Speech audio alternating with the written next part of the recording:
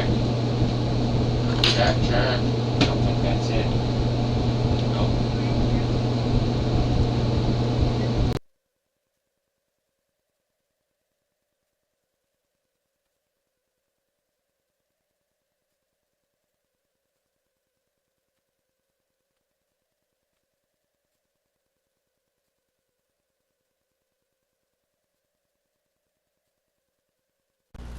All right, there we go. All right.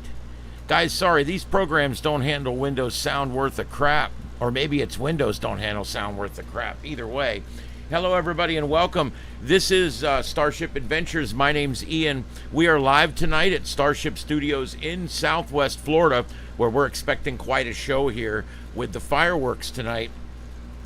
Let me get my chat room up. Give me just a few seconds. Give folks just a few seconds to shuffle in here.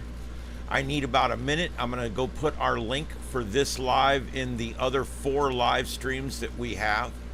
I know that's crazy, isn't it? We are broadcasting tonight on 5 screens on the same channel. So we're doing a little bit of a plugs out test tonight to see how this goes. Let me go let everybody know what we're doing here.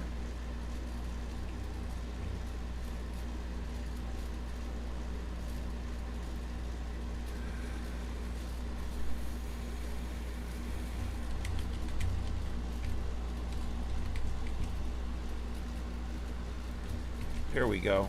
All right, I'm just going to go in the other 4 chat rooms and just let everybody know that we are in fact live, and that they would need to come over to this channel to chat with us over here. All right, tonight we've got a lot going on tonight. We've got an invest out in the Atlantic, and we have, yes, believe it or not, we have our first tropical storm warnings have just went up in the 5 o'clock advisory for the coast of for the coast off of South Carolina. And I'm going to show you that on a graphic here in just a minute, as soon as I get everybody notified what we're doing here. I think, ding ding, I think you're doing it too. Thank you very much. It's I just want to make sure everybody knows that we're here. All right, very good. There we go. All right, we are live tonight, and we are going to be live for a while. I plan to do 3 or 4 hours tonight, so we'll see how it goes. This is the new view I got for you here. This is Starship Studios. You can see the other half of the room now, all the way over to the door, and you can see the other supercomputer over there, and you can see that we have 1, 2, 3, 4, 5 computers there in view, 3 upright 32-inch screens with screens above, and then another 32 here, and then we have a laptop there, and then a big huge screen up there. So there's a lot more to the studio than just what you see on this side of the room. So I wanted tonight, if I could get that stupid old camera working, and I did. So I'm like, okay, well, now I can show everybody kind of what the rest of the studio looks like here, because it's not just a tightly focused camera angle into a small bedroom or something. We've actually built a television studio here. It's slightly impressive, even if I say so myself. Anyway, tonight, special Independence Day coverage right here on Starship Adventures. Now, on the grid tonight, I've got some different views going on. I've got a couple of different views from New York. I've got another one there in the middle, kind of in the middle there. That's PBS. They're getting ready to go live in just a few minutes, and they're going to have coverage of the fireworks. The top 3 screens all the way across, as promised, those are my tower cams right here. I actually have 3 tower cams. You can see my antenna up there. Each view has part of an antenna in it. There's nothing I can really do about that. If you're looking anywhere from my house, you're going to see antennas. That's my, on the third one on the right there, that's my 40-foot mast right there that you see going up by my house. And that's my big antenna that I use on VHF, UHF mostly. I also do a 2-meter sideband with it, with that Yagi that's shooting out on the side there. All right, and we've got at Carlotta Alata, we've got the frog cam going. I went out there just a little while ago and cleaned everything up. It's all ready to go for tonight. and I'm going to take about a 10-minute, or I'm going to take about a 2-minute break here in about 15 minutes, and I'm going to go throw some food out there, and I got to do several other things real quick as it gets dark. All right, I'm here alone tonight, so I'm producing by myself. So y'all bear with me as we hang with the changes tonight. I love this holiday because I think it's cool. Let me show you the other view. I didn't realize I didn't show you. This is the actual view of the studio that I was just talking about. You can actually see the whole rest of the studio now. So now on, every now and then I'll flip on this view, and I want to talk to you for a few minutes, and you can kind of see what's going on. You can see the other.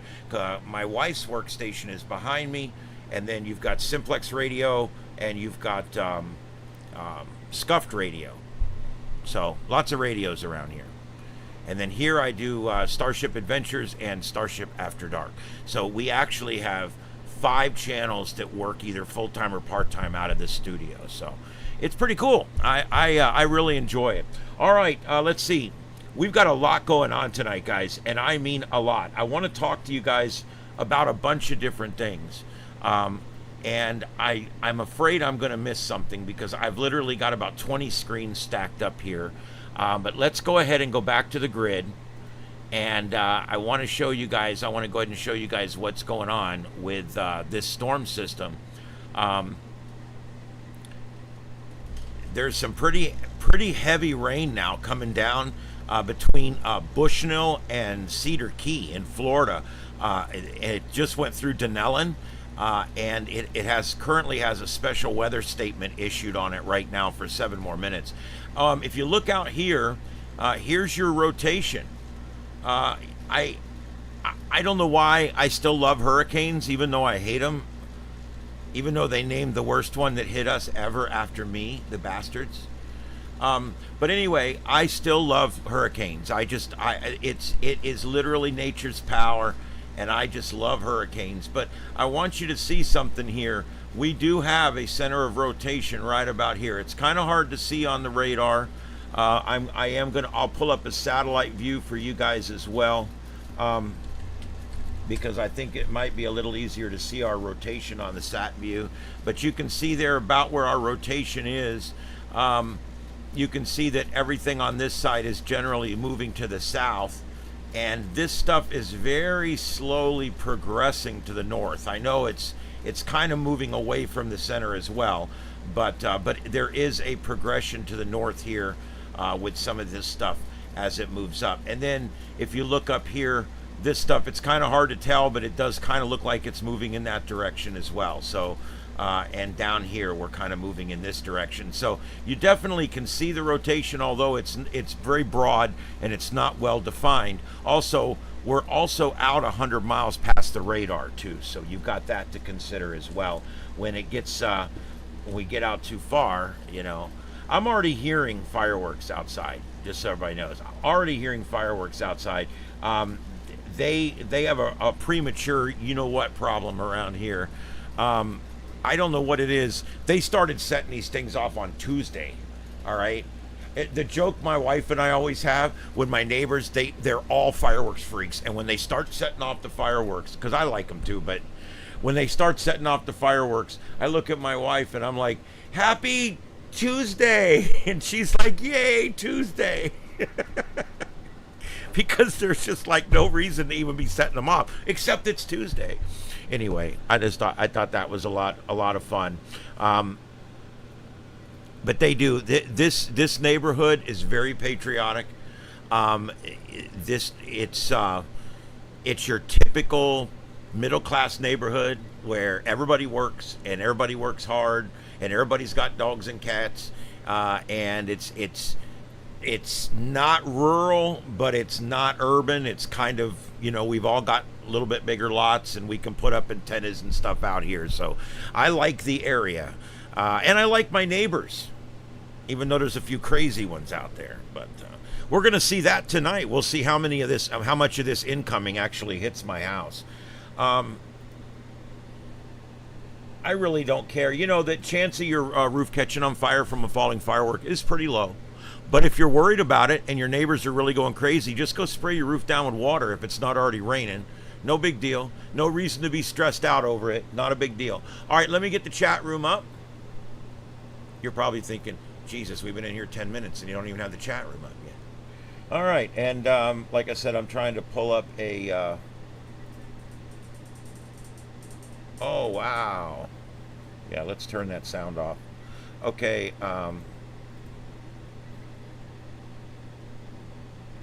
why am I not getting the satellite? Oh, there it is. Okay, let me get that going, let it load its frames, and then we'll show you that. Okay, so...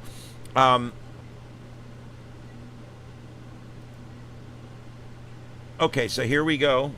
As soon as it starts to move here, let me show you guys this. This is your satellite imagery. This is from windy.com. Great website. You just have to click the tab for satellite. Look at the definition that this gives you. This is an amazing website, an amazing program. Look at the definition there. Look at the upwelling we're starting to get. Look at that. It's starting to show some real strength out there.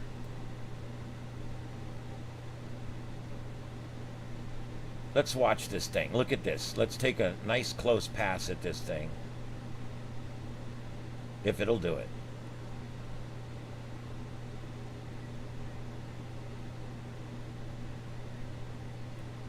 Wow. All right, so there you go. And I will, as the show goes on here, I will go ahead and show you guys what's going on with the storm, where it's at, what it's doing. Let me see where we're at right now, because the 8 o'clock just came out and I haven't seen it yet.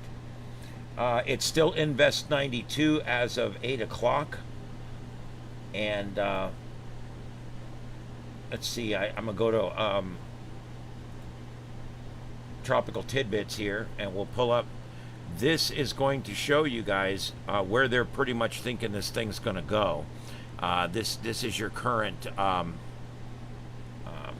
current models, what they think it's going to do, and there you go. They think now that it's going to actually make landfall, and there's a pretty good chance it's going to make landfall as a weak tropical storm somewhere on the South Carolina coast. So I mean, there's something for you right there, and of course, always use Mike's weather page is my primary go-to source, and then he links me over to Tropical Tidbits, and I really like Tropical Tidbits. Now let's look at Tropical Tidbits, because we're going to look at the intensity modeling. This is very important when you're looking at a storm. You want to look at the intensity modeling, and what's important about this, and I need to try to adjust it a little bit for you. If I can. Nope, it's not going to let me here. Yeah, there we go. Except it's going to be hard to see everything at once. But let's do it this way. Okay, so you guys can see it now. That's what this is winds on the left, time on the bottom. Okay, it's a standard bar graph, winds on the left, time on the bottom. You can see that 12 hours out, each one of these is a different model. Okay, each one of these dots is where the model puts the storm in 12 hours. 1, 2, 3, 4, 5, 6 put it up in the tropical storm range, and we still have 4 or 5 down here, 5 of them that put it in the non-tropical storm range. Okay, and so basically what we're looking at is in 24 hours here, over half the models are thinking this is going to be a low-end tropical storm. And then over here at 36 to 48 hours, it comes on shore, and that's why we see it drop back down. Then this hump right here is actually the reemergence back out into the Atlantic again, north or right around Norfolk, Virginia. So again, kind of a crazy one here. But the good news is there is no models showing any intensification to hurricane strength. I don't think we could get a hurricane at this point out of this. It's not going to have enough time. It's not going to have enough energy. The conditions are just not right there for it. So that's the good news. We are definitely not going to have a hurricane to deal with out there. Okay, they have just updated this literally as we speak. As of the 8 p.m. advisory, they now have issued the official forecast. Here you go. This is the official forecast as of Friday, July 4th at 8 p.m. Eastern Daylight Time. Remember, hurricane information always comes out in the local time for the storm. It doesn't come out in Eastern or Zulu or whatever. It comes out in wherever the storm is. If the storm is in the Eastern time zone, then everything is issued. If it crosses over into Central time, like it's going to hit in Alabama or somewhere, then the moment that the storm gets over into that timeline on its way in, they will switch it up and will start reporting everything on Central time. It's a way to try, because most of the people that need that forecast are going to be in that time zone. And so that's kind of the thinking on that. But anyway, so this is 8 p.m. Eastern Daylight Time, Intermediate Advisory 1 Alpha, according to the National Hurricane Center in Miami, Florida. The current information as of 8 p.m., maximum sustained winds of 35 miles an hour, movement currently to the north at 2. So we've got a nearly stationary storm out there. And as you know, that's one of the more dangerous scenarios. This one's not going to get that big, though. So we don't have to worry about this one. But still, when we look at a storm that has gone stationary out there, if it's a stationary storm, then that means that when the movement begins again, we're not really sure where it's going to go. One of the hardest storms to predict are two things. Two things that make a storm really hard to predict. Smaller storms, because we don't really know where the genesis is going to start, okay? That seems to be where it makes it really hard to forecast a storm when it's just a small storm, because it kind of meanders. It'll form over here and form over there, and it makes it really, really difficult to do any exact forecasting. We're early in the year too, and that's interesting. But it pretty much works the same way. If we were later in the year, if we were at August 15th, this would be a problem. This thing would sit out there for 2 days and spin up into a Cat 3 and then hit the Outer Banks or something. We're lucky this is early in the year, because this could have been a dangerous storm had it been an August 15th storm. But anyway, let me go ahead and see what other graphics I have here.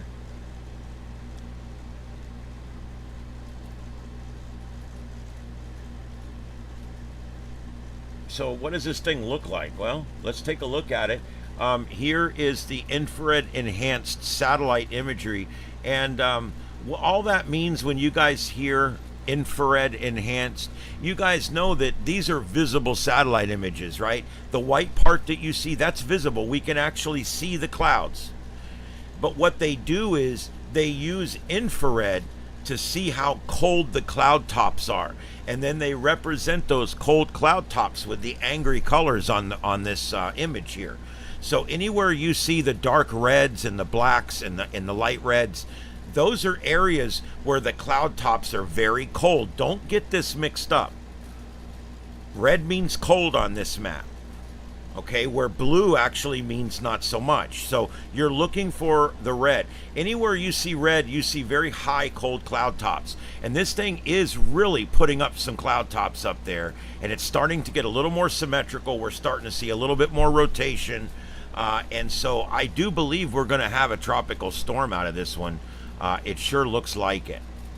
All right, and so we've got that going on tonight. Some of the other things going on, we've got flooding in Texas. We're going to talk about that. I'm going to grab some stuff on that and give it to you here in just a little while. We also have another wildfire burning in LA, and let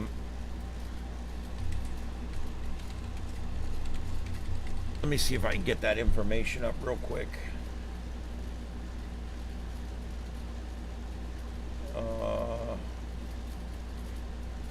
Oh, where's it at?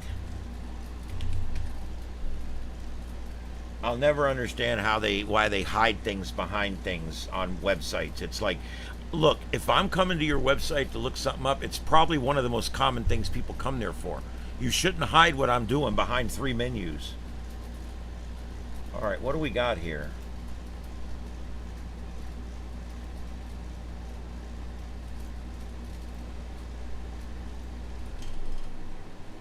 I don't know what that is. That's not what I'm looking for, though.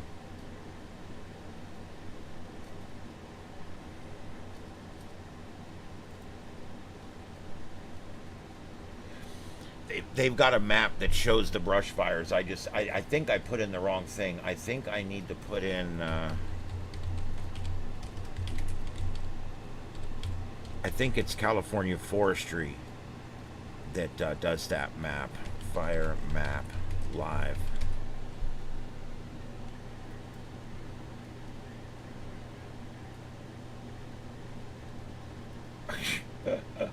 That one, the gateway's no good. Oh well, this sucks, you know? Alright, here we go. I think this is the map. Alright, the pink areas are areas where there's red flag warnings, so just ignore that for right now. What we're looking at here, this, and I'm going to get it full screen for you. But let's go ahead and just take a quick peek out and see what these fires are doing out there. This is the map here, and you can see here we've got a number of working fires here.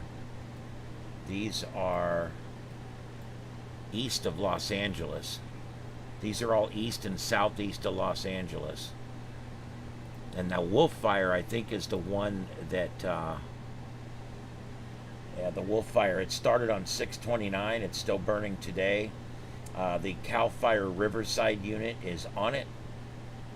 Let's see if we get some more info here on this particular fire. This is the one everybody's talking about. This is the Wolf Fire. And you can see there it's pretty big.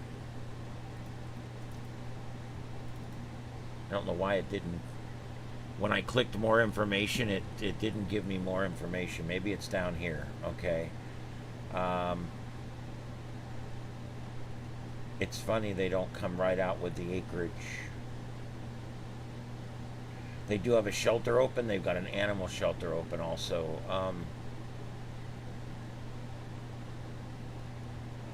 And they are doing active evacuations this evening, it looks like. So there you go. That's this the Wolf Fire out in LA, and it's going to end up burning up into these populated areas. I mean, you can see it's going to move up towards 10.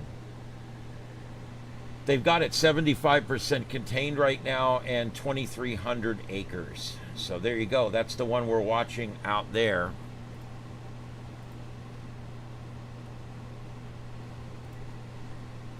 And it is slowly getting dark here. We're starting to see a bit of a sunset.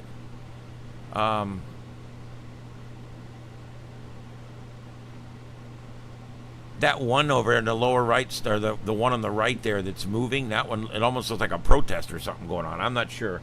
And that other one is supposed to go live. I don't know if I got to hit the button or something. I guess these people are all kind of waiting until... I had a great shot. A guy had it set up on the tripod and everything, except he realized his battery wasn't charging the phone. So he said, I got to go. I'll shut it off. I'll come back just before the fireworks start. So we're kind of waiting on that.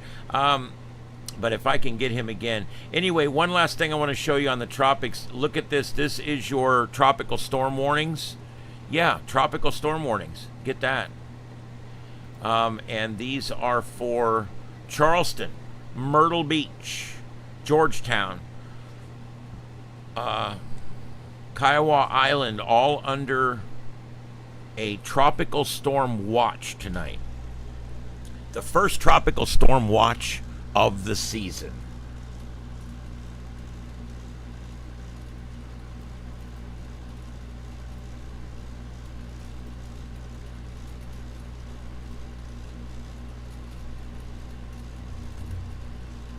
All right, and it's 8:36. Most places now are seeing a sunset on the East Coast.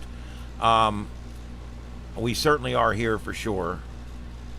I am checking this one browser source because it looks like it's too light there, but I'm not sure.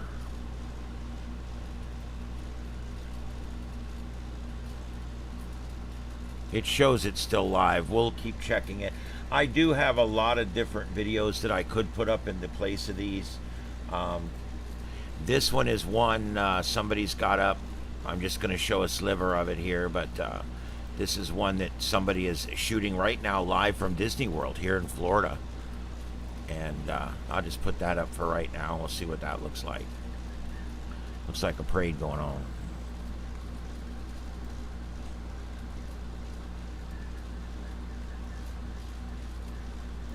There we go. That's a little bit better dynamically. There we go.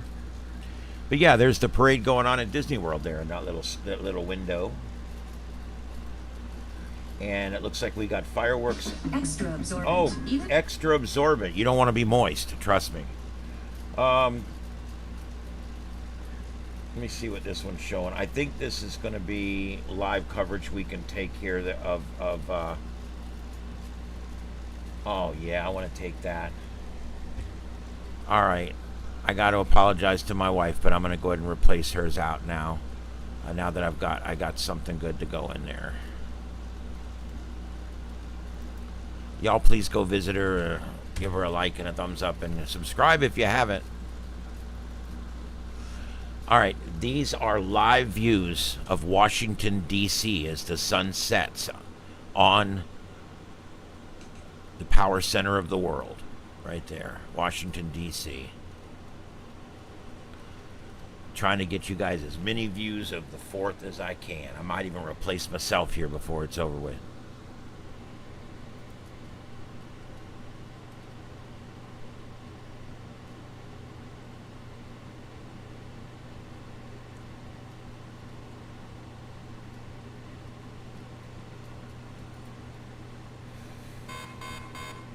That guy's rolling. That's rolling and rolling and rolling. I don't know if it's any good or not.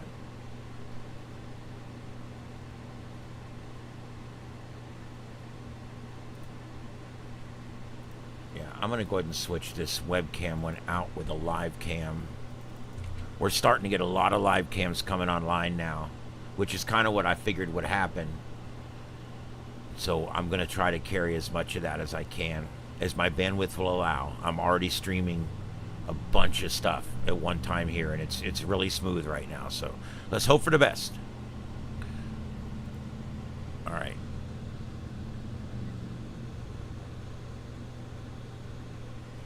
All right, and we had a few tornado warnings earlier, but right now our storms are in Wyoming, Utah, Kansas, and also we have some storms up in Canada right now. And here's the thing. The National Weather Service has only issued a warning for this small area up here right now.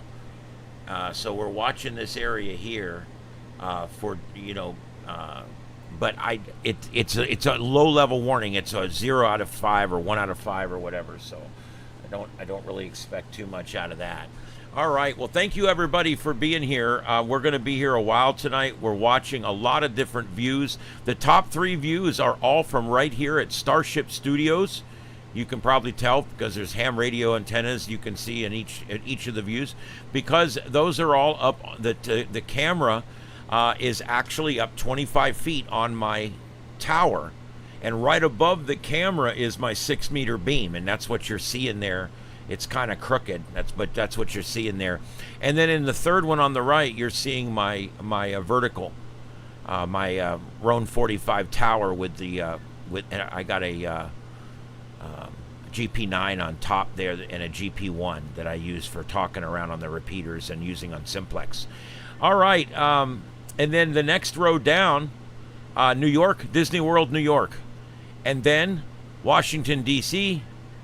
I don't need to put up the little tag for that. I think everybody knows where that's at. I don't want to put up the tags because they're going to take up too much space tonight. And I also, when the fireworks get started, if we're not covering severe weather, I'm probably going to put up one of the views in the big screen too. So you'll have a complete shot of this when it gets going. Some of these fireworks displays will be starting pretty soon. I see I've already got one rolling up there.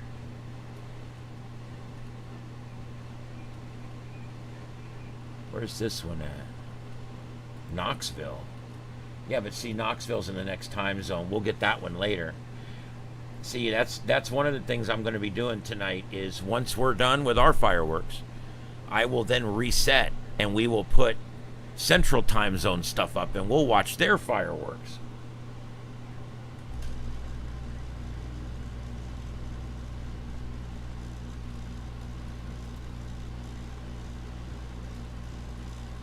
Wow. That woman's angry. She's doing a driving protest. Rare. I couldn't even tell what she was protesting. All right, that guy shows that he's doing a multicam, but he's not. He's actually in the airport doing an upright video. Can I just make a comment? Upright video sucks. Please don't use upright video. There's no reason to use upright video. If you're making a short, that's fine. I don't even like that they use them in shorts, but that's the standard. That's fine. YouTube is doing this thing now where they're trying to get people to do upright long videos, long form videos, and I think that's absolutely a mistake. I think it's wrong. Those videos suck. You can't see nothing. Look, if you want to take a picture of somebody in their cap and gown or in their suit that they're wearing, the upright works great. Just about anything else it sucks for. Okay? I mean, literally, there's no reason to use that format other than people are too goddamn lazy to hold the phone this way. And, oh, it's easier to hold the phone this way. Yeah, but your viewers are not having an easier time with it. Buy you the little handle and put it on right and hold your phone like you're supposed to. I'm sorry, as a producer, it drives me freaking ass nuts. All right. Yeah. We can see the sun has gone down here and in all of our views now. The sun has gone down. We got twilight. There's the sun resting on the horizon over the Potomac in Washington, D.C. What a beautiful shot that is.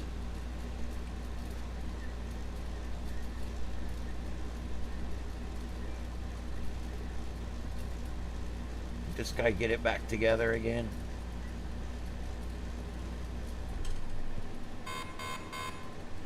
They've come out with the coolest little self-defense weapons now. Stuff that you can literally carry in the palm of your hand and it goes around you and you just touch them with it and it shocks them. Some neat stuff they've come out with. Yeah, I just saw that on an ad and I mentioned it. I probably shouldn't do that, but whatever.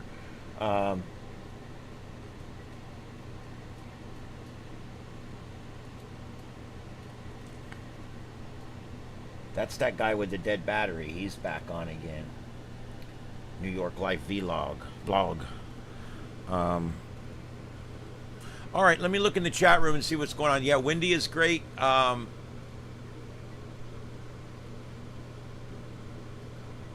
Let's see. Thanks for the... Okay, yeah. And, yes. I am going to talk a little bit. We'll probably do it after the fireworks, after the first batch of fireworks. But I actually want to... I've got just a little 5-minute thing I want to talk to you guys about.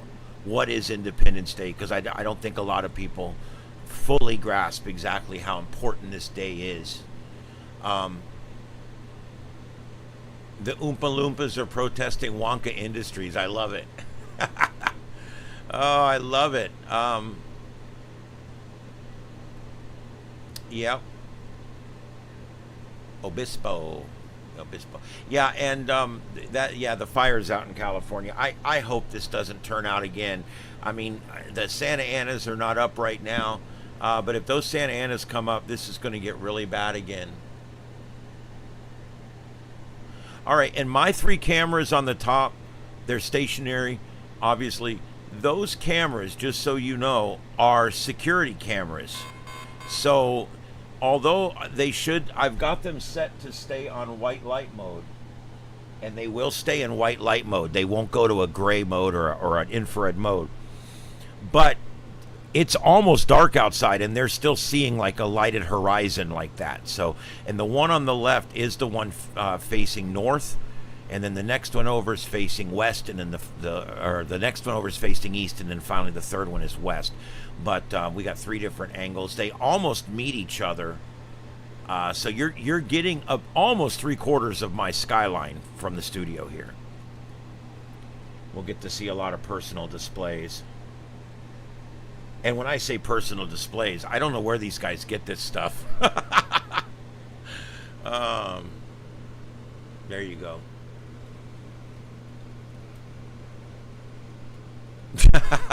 Phantom, that's funny. Oh, poor California. But I will admit, I don't know what they're doing sometimes out there. And I can't say anything else without getting political, so I won't. There's one guy literally going to catch the fireworks out his screen door. That's pretty cool. All right, again, that one in the center there with the dump truck, that's actually the parade going on in Disney World, right here in Orlando, which is about 3 hours north of the studio here. And then the left and right there on that same line, those are two different shots from New York.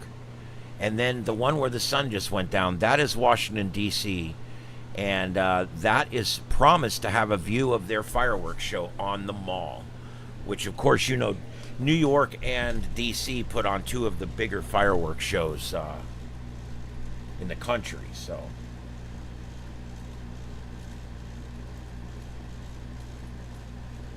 Where's this one?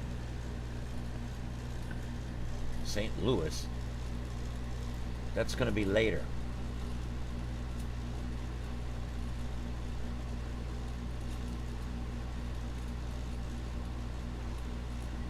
All right. Let me see what else is going on real quick. Let me just check a quick check of the headlines. Make sure we're not missing anything. Listen, you guys do me a favor out there, as always. If you see any breaking news out there, let me know. Hey, Victor. Yeah, I hope to see something too. I'm hearing them outside, but there's still too much light out there to actually see them.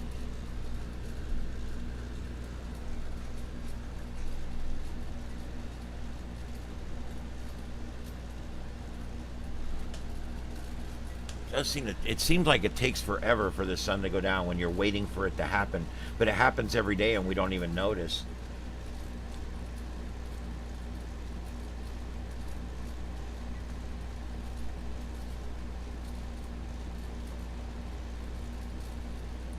Okay, another thing I want to talk about is this flooding situation in Texas. Man, oh man, what a deal. Okay, they're trying to get that camera to resolve that one in D.C. Look at the crowd that is gathered in front of the Lincoln Memorial. Wow. If you've never taken a trip in your life, you should go to D.C. It's bullshit getting in, it's bullshit getting out. They'll soak you for your money while you're there. That being said, you got to go. It's important. Whoa, how did that end up in the back there? Thanks, Joseph. I appreciate that. That was Joseph that just subscribed. I don't know why the alert thing has fallen behind some of the other screens, so I'm gonna. By now you know that DTF transfers are the best way to boost your merch game for your business or side hustle, but let's see what their satisfied What the hell is that? The product is amazing, easy to use, and looks fantastic. Where's that coming from? 3 times so far. Absolutely sold on these guys. They'll definitely be a repeat customer. The prince. Jesus, I hate things that just start playing. It's one of my pet peeves. Especially when I have like 20 windows open on 7 screens. It's like I'll never find it. Okay, the National Guard was deployed in Texas on Friday after a devastating river flood killed more than a dozen people and swept away dozens of children at a local Christian camp. Heavy rain on Friday morning caused the Guadalupe River to raise nearly 30 feet in 45 minutes. Officials confirmed at least 13 people are dead, including adults and children. At least 20 children attending Camp Mystic remain missing tonight. 13 dead, 20 missing. Jesus. So we're potentially looking at 33 people here that are either missing or dead. According to the Texas Lieutenant Governor Dan Patrick, the camp, which had more than 750 attendees, is being evacuated via helicopter right now. They're still evacuating people from this camp one at a time. This flood came in and went right over the top of houses and took them out. Other nearby camps reported that all children have been accounted for and are being evacuated. The mayor Caravelle has issued a declaration of emergency evacuations for most of the county. Texas Governor Greg Abbott wrote in an X statement, the state is surging all available resources to respond to the flood. This includes water rescue teams, shelter centers, and National Guard. The Texas Department of Public Safety wrote. The immediate priority, of course, is saving lives. Holy shit. I'm looking at the debris line right now in one of these pictures, and holy crap. The debris line is where when the water pushes up, it's got debris, and then when it finally starts to recede, it leaves that debris behind. That's a debris line. We look for that because that will show you the highest point that the water rose. This debris line is like, it's 2.5 feet deep of debris. It's incredible.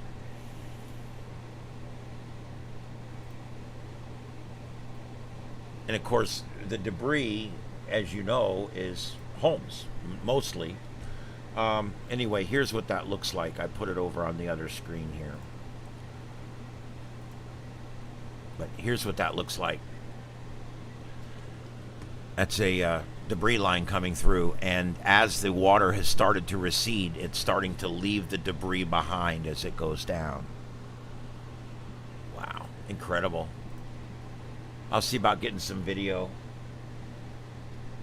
that I can show you guys. Let me see if there's any live video coming out of Texas right now I can put on the big screen.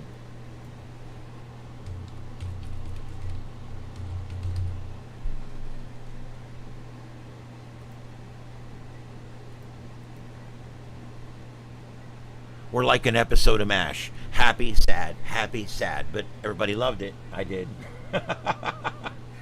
Oh boy.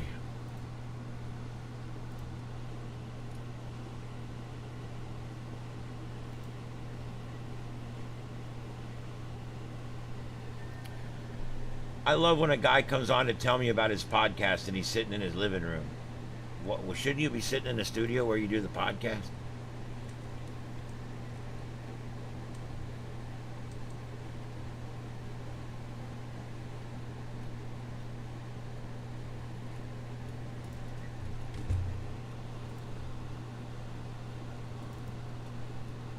All right, let me get this set up.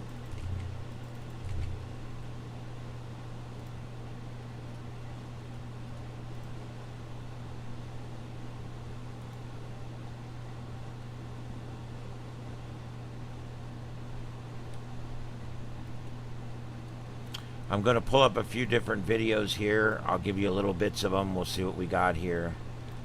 You guys remember, I try not to just carry full videos. I try to do it the right way. I carry part of it. I talk over it. I do qualify. Everything I do qualifies as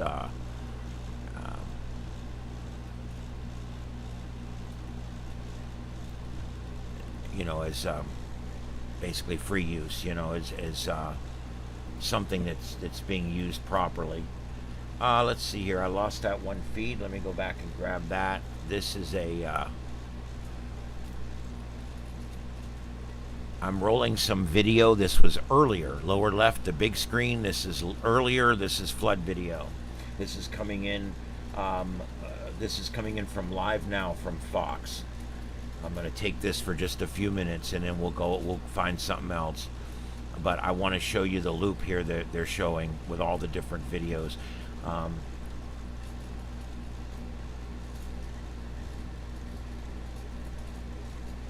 Yeah, they're showing a live shot of the river, and then they're showing, previous shots of what happened earlier. It looks like what they're doing.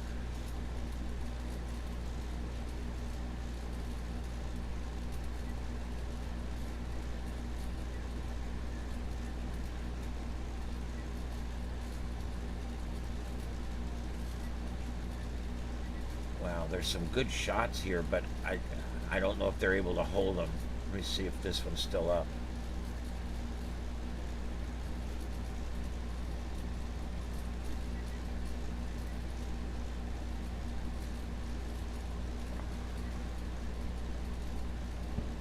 Yep, that's not working. You know, where we are today with technology, you would think it would be a little more, a little better. Hey, there's our video. I love when my own video comes up. At least I know it's coming up in searches. Oh, that's from India. That's just a repeat video from India where they just repeat our news over and over and over again. Here's somebody doing the same thing out of Japan.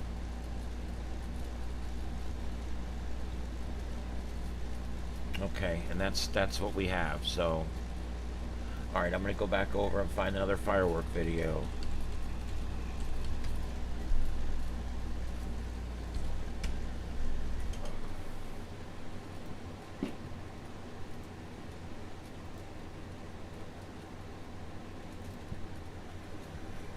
Oh.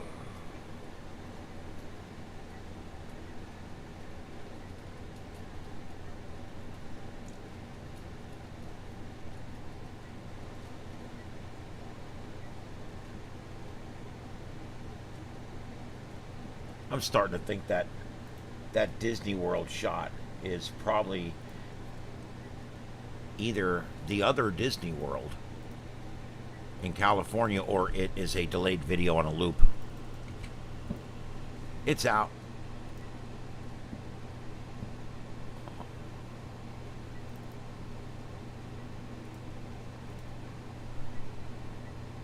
You guys have no idea how hard it is to actually find live video and keep it on here. It's like, Jesus. Ridiculous.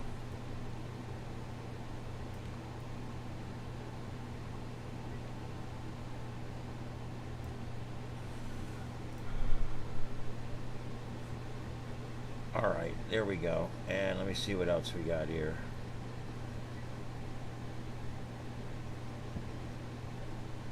Lots of people coming live now. Lots of them in upright format. Shame on you.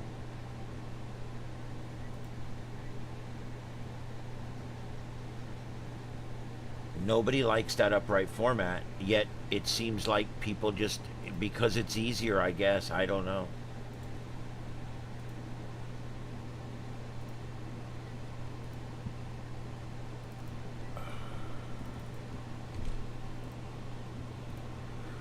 All right, yeah, I'm starting to hear him outside here a little bit more.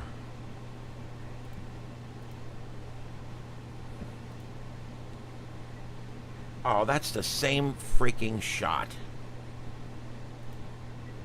All right, let me see what else I can come up with. I hate that.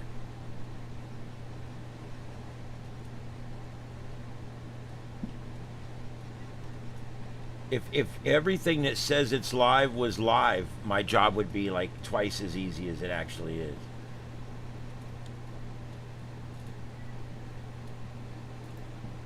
Let's see if this guy's actually got... No.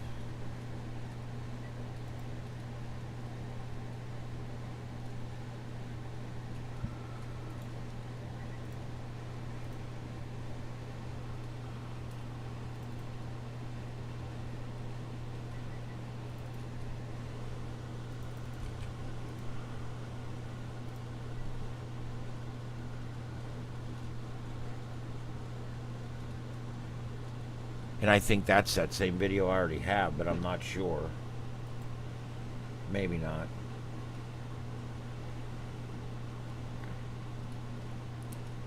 You would think there would be so many more, you know, I don't know. Whatever. It is what it is.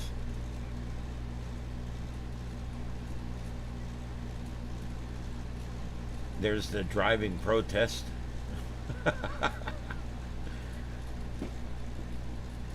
Oh, this guy in his upright format. I can't believe how many of these videos are in upright format. It's like, give me a break.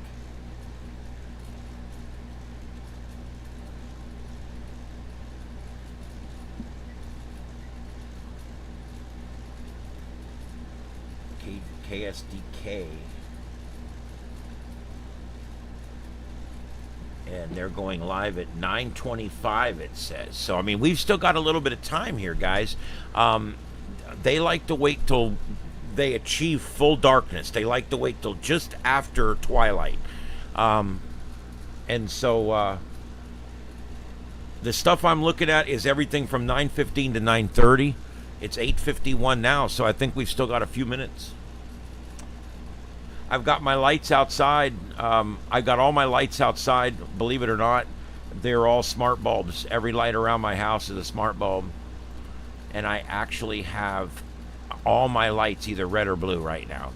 My whole yard is red and blue.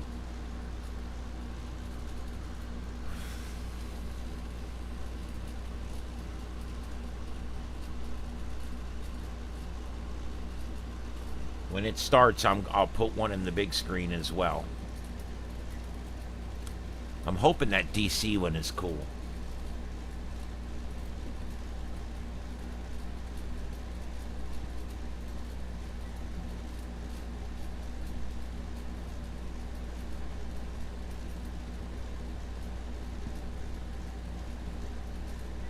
Oh, that's a good shot. Let me get that ready.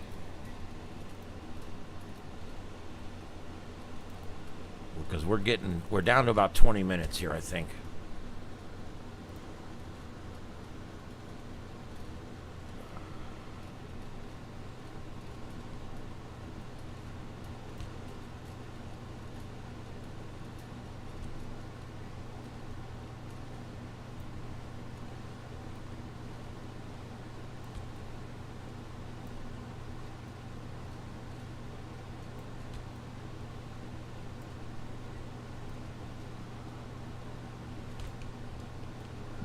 All right, I'm fixing that. I know it looks weird.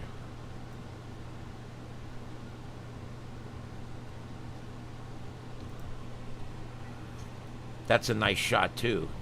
I think I'll leave that there. We got some great shots going here. This is going to be a great little show.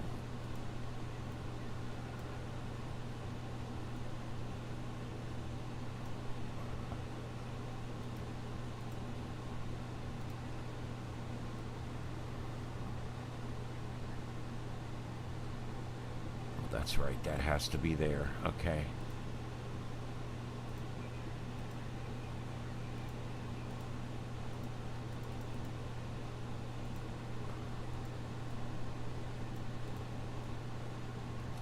Very good. All right, that looks pretty nice. Oh, don't start that.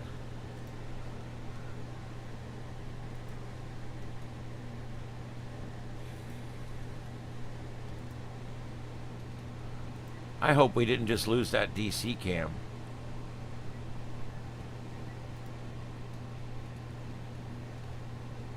I'm gonna reset it.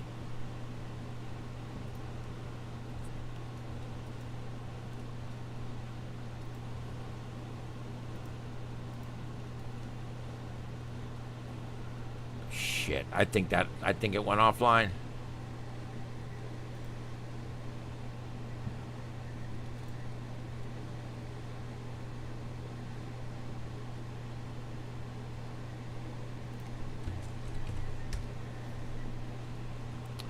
Yep, went to an ad.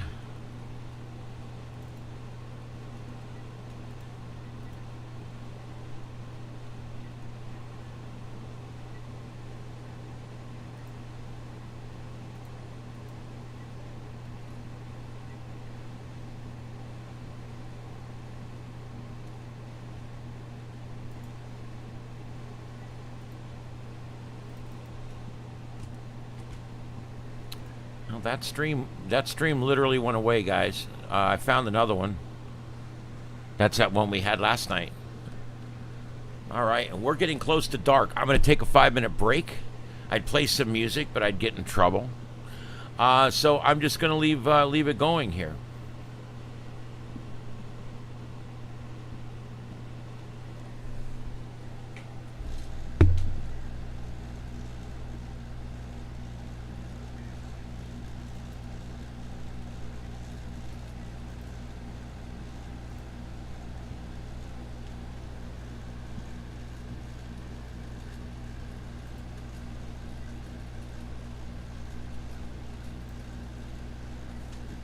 Okay. Let me see. No, I don't want to do that.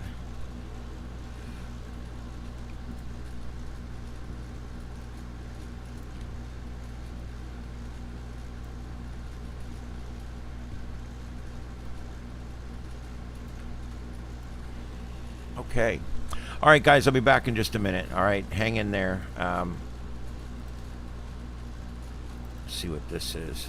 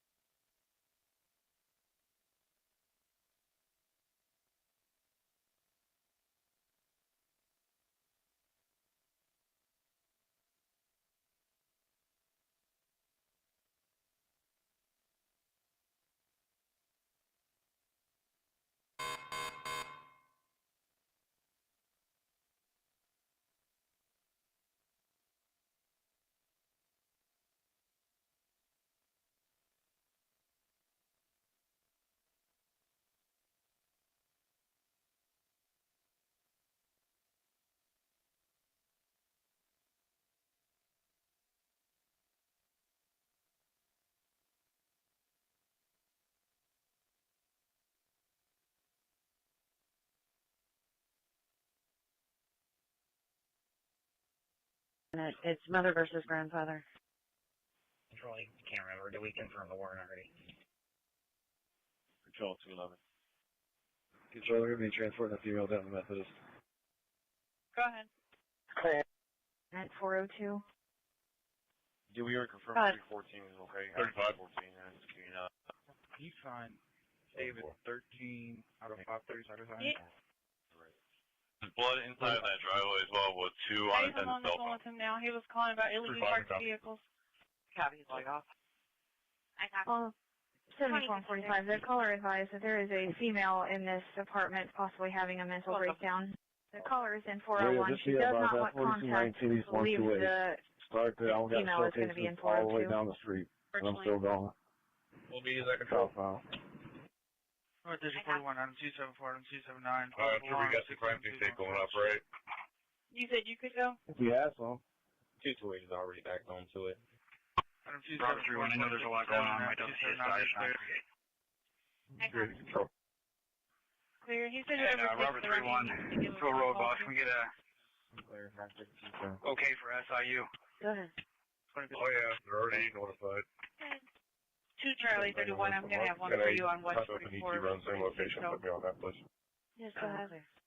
Keep the photos, please. Okay. We're gonna 14, 17, 16, and Baker leave this gun 226, casing in place 17, for now. 16, and Baker We get a 226 for a welfare check. The 2800 block of East Vermont Street. A biracial female with a blue and white dress, last name walking westbound towards Laurel.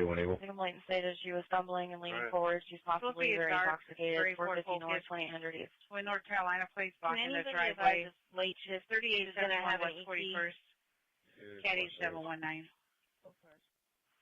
Copy, I got a guy on it. I'm just not sure who it will be at this point. 226 and 1716 at 2058. 2057. Barney 36. 255, does that work? Or do you want me to find another one from a neighboring district? Yes, sir. Can you create as a parking violator detail CAD on Edgewater Drive? We have several violators. East Top 11 and 5 Points Road. Complaint about unknown City suspects Hospital called in personnel. with a second victim. Possible fireworks. You can also break us it for priority if need be. From somewhere near 5 Points Road. Complainant has no visual information only. 8,000 South, 7,000. 33 to Sam. 33. 2133, Ranger 220. 237 and You're going to see 224 Amanda residential alarm at at 1838. 2010 Hood Avenue. She's having issues with her 70-year-old parents. They don't want to be She's alleging they're crackheads. And they're smoking crack in the house. Yes, second. The code 3 cat is 8685. Thank you. A 2058 is their house. Alright, let's put 25 per second. Let's see what that use going to do. And if needed, we'll have you swap the gun and put It it is. in a box. Thank you. Copy. And 3215. 229 UKW, you have traffic. You have a 229 UKW, you have traffic. Copy. We got 5 stations in front of 4269. I got it. Reference the seller how to return. He wants a medic taken to Methodist. It was in 436. 14 up, you have traffic. Radio to 034, can you just tour for this dog on Louisiana court for me? No, I'm sorry. Accident. Yeah, you can send it. I think he's diabetic, but I'm not sure about Thank you, that. 2059. Okay. 32 radio, that plate's going to be George, yesterday time, 2125. Alrighty, I'll Radio give it 2335, Go you ahead. got a cross street or an address there? And then we'll just detective for TX. Control 230. The cross street's going to be between Cliff and Go ahead. 35, let's look at 274 and West Boulevard. 8753. 280. Can you go to 2? Sam 34, you can show me down here in the area with right 35 for the time being. Only transport, no mail to CJC. 2435. I'll take care of the mileage. Radio, you got a description on that mail? Negative. Control 227. Hey guys, Sheridan from Robert Go ahead. 31. I'm going to be primary on Negative. this. Try and give me what info. There you go, a little snippet of what's going on out there. That's two of the top scanner feeds right now. Cleveland Police and Indianapolis Metro Police. Two of the busiest scanner feeds in the country right now. Starting to see some stuff going up by my house here, by my tower, upper right corner. We're starting to see some things go up there. And that blue glow you see is actually my outdoor lights, because they're all red and blue, so they make like a purple. And but yeah, you're starting to see them really go up. I'm hearing them go up outside. We're waiting for the big displays to kick off here. This is Starship Adventures. My name's Ian, and we are live tonight in Starship Studios. And we've got our 3 tower cams up at the top of the screen there for you. And yeah, that you can already see the smoke trail across the street in the middle shot there, because they're shooting them up over there. They can't quite wait till it gets dark. It just takes too long. So, and I'll be switching these out as we go here.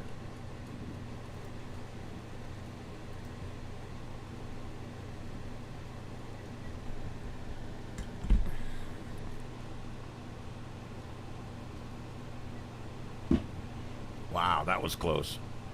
I think they're setting them off like literally right behind us here. All right, we've got that one.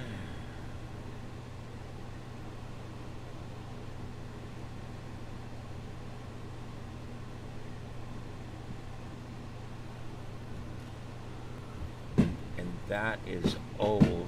So that DC one at the bottom is old. What it did was it restarted again.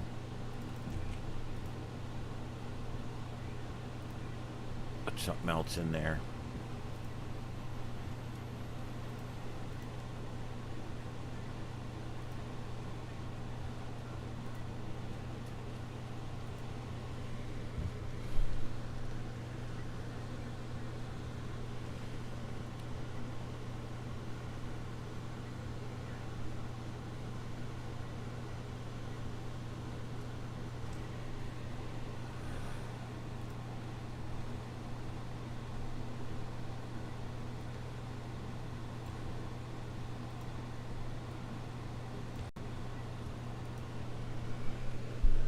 All right, so there we go. They have started in a couple of places, but not in New York yet or D.C.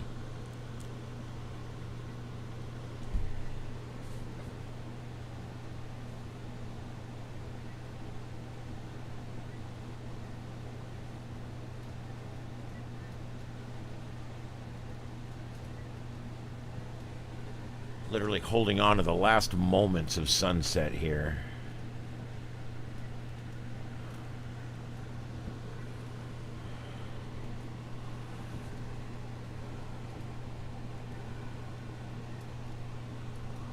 All right, and yeah, the large screen there, boy, what a great shot that is. That's, I believe, New York from across the harbor, but I'm not 100% sure. I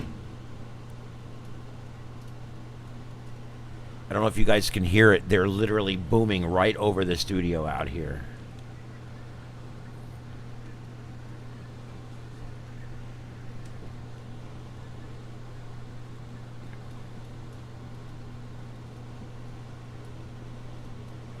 All right, after the fireworks die down here after a little while, we'll go back and we'll talk about some of our top stories of the night, including the flooding in Texas, the new storm forming in the Atlantic off of the Florida coast, and a number of things happening tonight. This flooding in Texas is turning out to be tragic. It went right through a child's, where they go camping, and these big groups were out camping, and there is 13 confirmed dead and 20 missing, and I think most of them are children. So it's a very heartbreaking situation going on right now out there in Texas.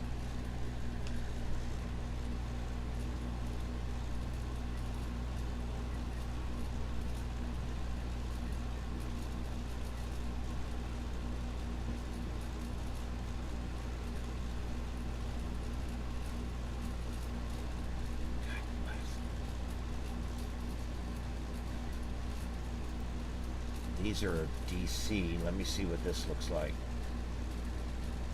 Oh, it looks like a freaking ad. People that they advertise all day that they're going to be covering this, and then when the fireworks finally come, their phone battery goes dead or their service goes out. One or the other. It almost seems like you can't get around it.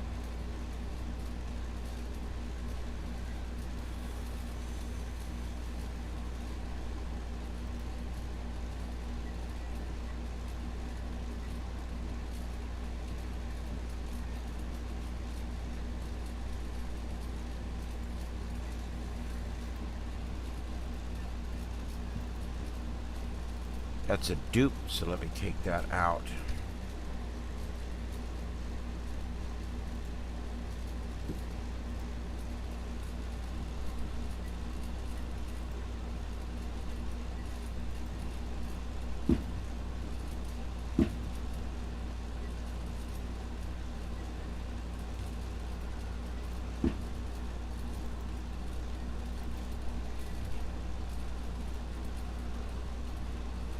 I'm going to swing.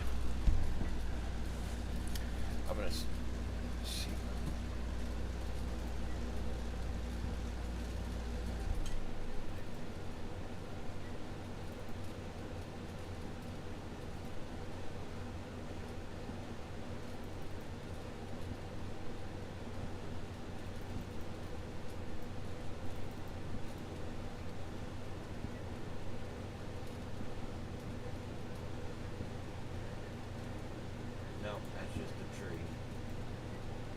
I was trying to move, these cameras are all motion cameras. I was trying to move my camera over more to where I would be able to get those other ones that are going off right over here. But if I go over there, it's nothing but a big old huge tree. So I'll just move it back over to where it was.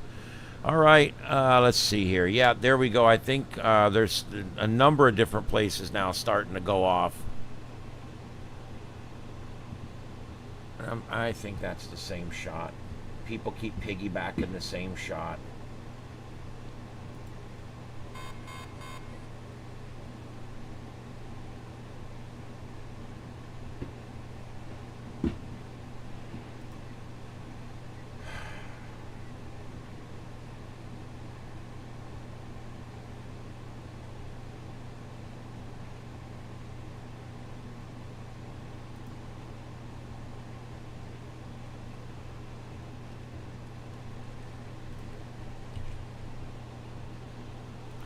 Alright guys, I'm still trying to change them out here as I see that they're not right.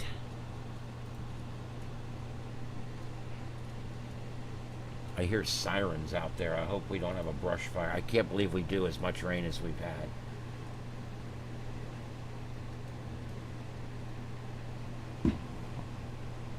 We've had some major rain.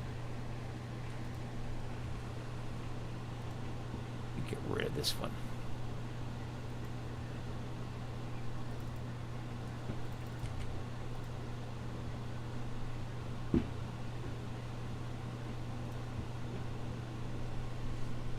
No, it's the same one again. Damn, this is aggravating.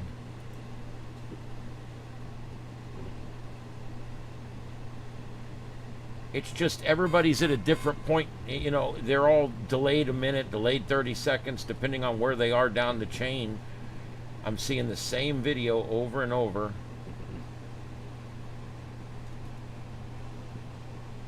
And I need to... shit.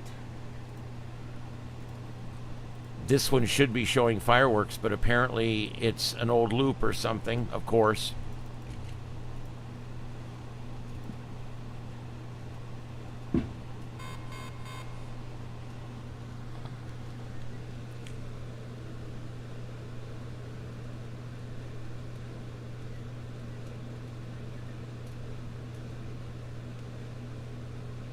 Yeah.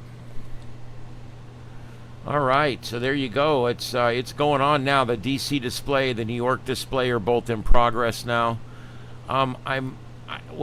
Maybe not. I don't know. This one down here is New York, and I don't see anything happening yet.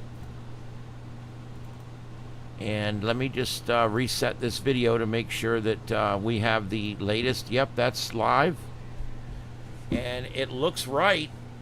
It looks exactly like the sky should look. They probably just haven't started yet. They said 9:35. It's only 9:13. So I think New York's going to go a little later. But man, DC is going right now.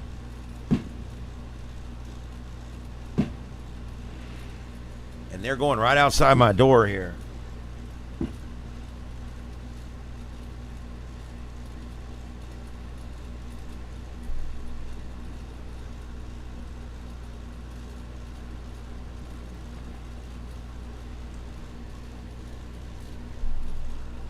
I'll tell you, the display here is not as robust as it has been in years past.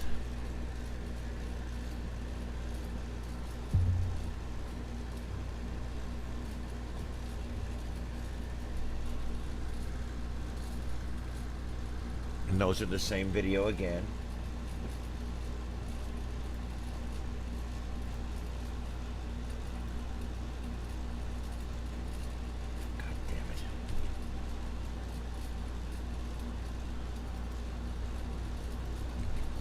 You know, if I could just sit and produce, I could do a great job at this. But the talking and producing and finding things all at the same time is very difficult.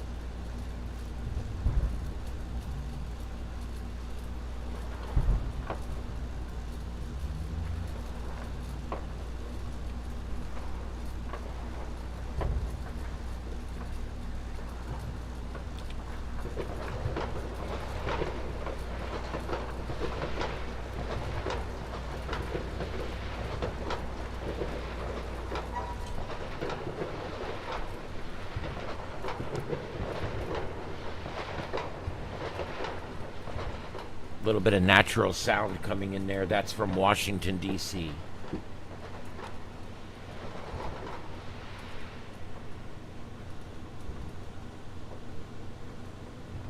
In the TV business, they call it NATS, N-A-T-S, or natural sound.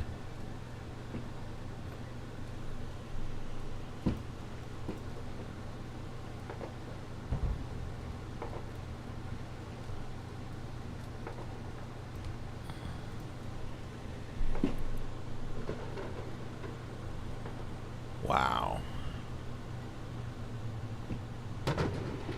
Whoa, that was crazy, whatever the hell that was. Oh, they're really going up in my neighborhood now. Wow. I'm seeing them on all 3 cameras now.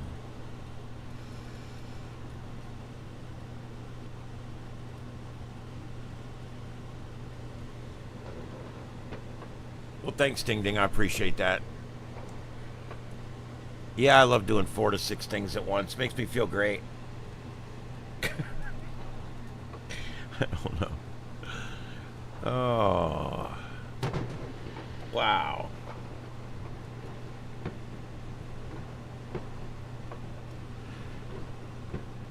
Yeah, most of the shots you're seeing now are from the mall in D.C., except the one big one. And that one is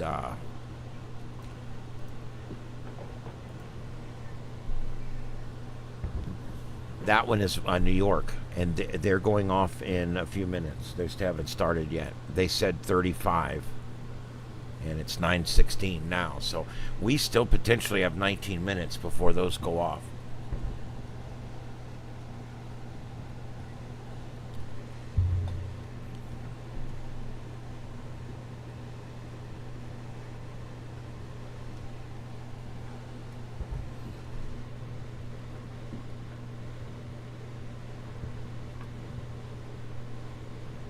Yes, Becky, this is New York and Washington.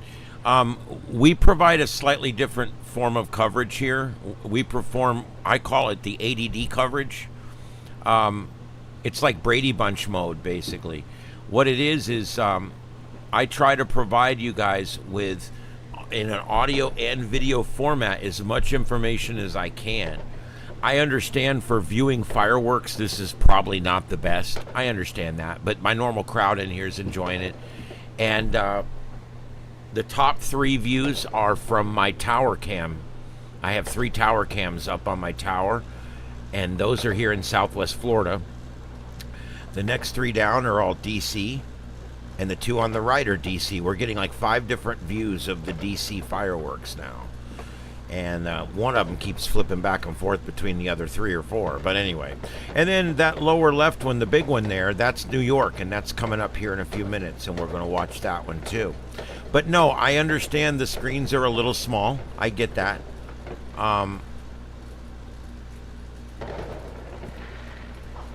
Unfortunately, it is what it is. I only am allowed so much real estate to get it across to you guys. So. I will tell you, there is plenty, there's all kinds of videos of full screen, high definition, beautiful videos of this. The connection was lost from New York, so that's just awesome.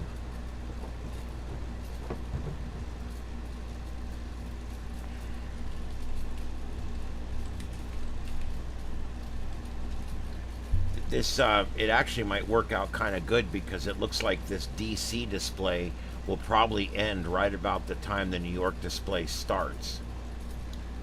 That's kind of a plus.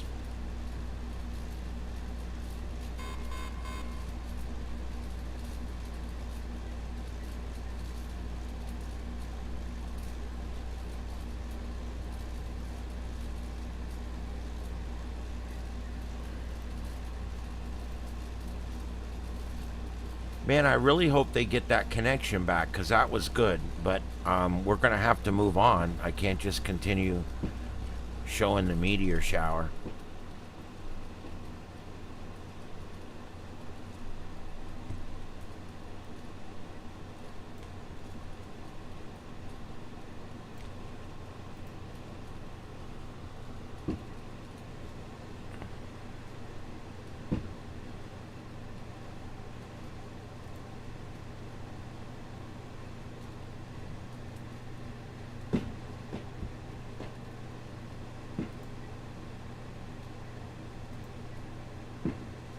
Here's that one back again, but it's in bad resolution.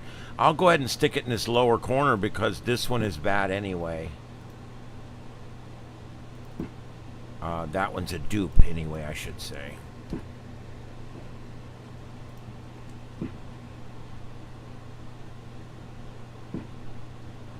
Nope, it's going in and out. So I'm going to tell you guys why these cameras do this. Here we go. What happens is everybody goes there, everybody gets ready, and then 1,000 people all decide, hey, let's stream the fireworks, and it actually oversaturates the towers. We have the same problem, believe it or not. We have the same problem when we go to remotes for the radio station. We'll get there, and they'll send me in to test everything ahead of time, and I test everything, and everything's going great, right? Yeah, but it's not going to stay that way. I mean, as soon as everybody shows up, it's all going to quit working. And that just seems to be the way it is, unfortunately. I don't know why that looks like that. I think somebody's scraping that video and they don't know what they're doing. So let's try a different one. This is the same shot, but it's much better resolution and brighter. So that's New York again, and I'm going to change out that other one because it looks like they're going to continue to have problems. There is a lot of shots out of New York. So as soon as this one starts winding up, I'm going to just switch all these out real quick to New York because there's so many of them.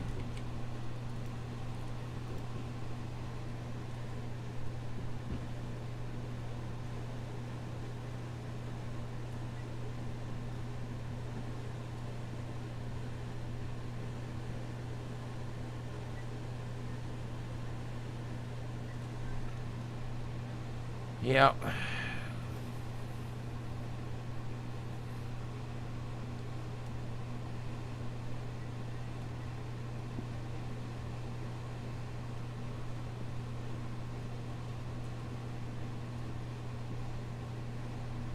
I'm going to go back for just a second here. And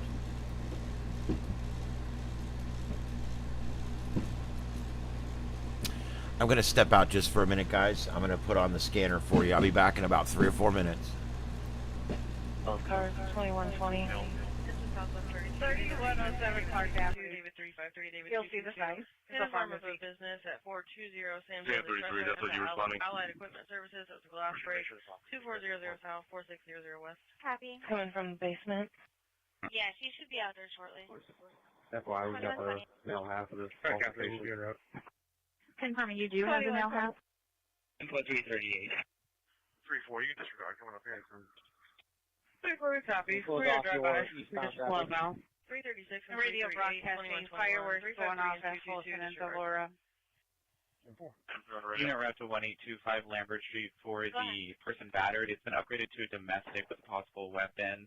We're going to need another unit to start over there with him as well. The wife of the male original caller is calling to report that her husband is intoxicated and throwing liquor in her face. He's harming himself with a knife. The knife is no longer in his possession. EMS is going to be staging. Copy. David 222-2121. Broadcasting fireworks in the area west 106. 221, Inksley call, 3213 Merrick Lane. Down in 04 Ford, back to Regina Lashley, out of 263. Berea. You need it boarded up Paul 360. Vega's relation to this. Is there any sort of phone number? The house here is also shot into. We're not able to pull anybody inside the home.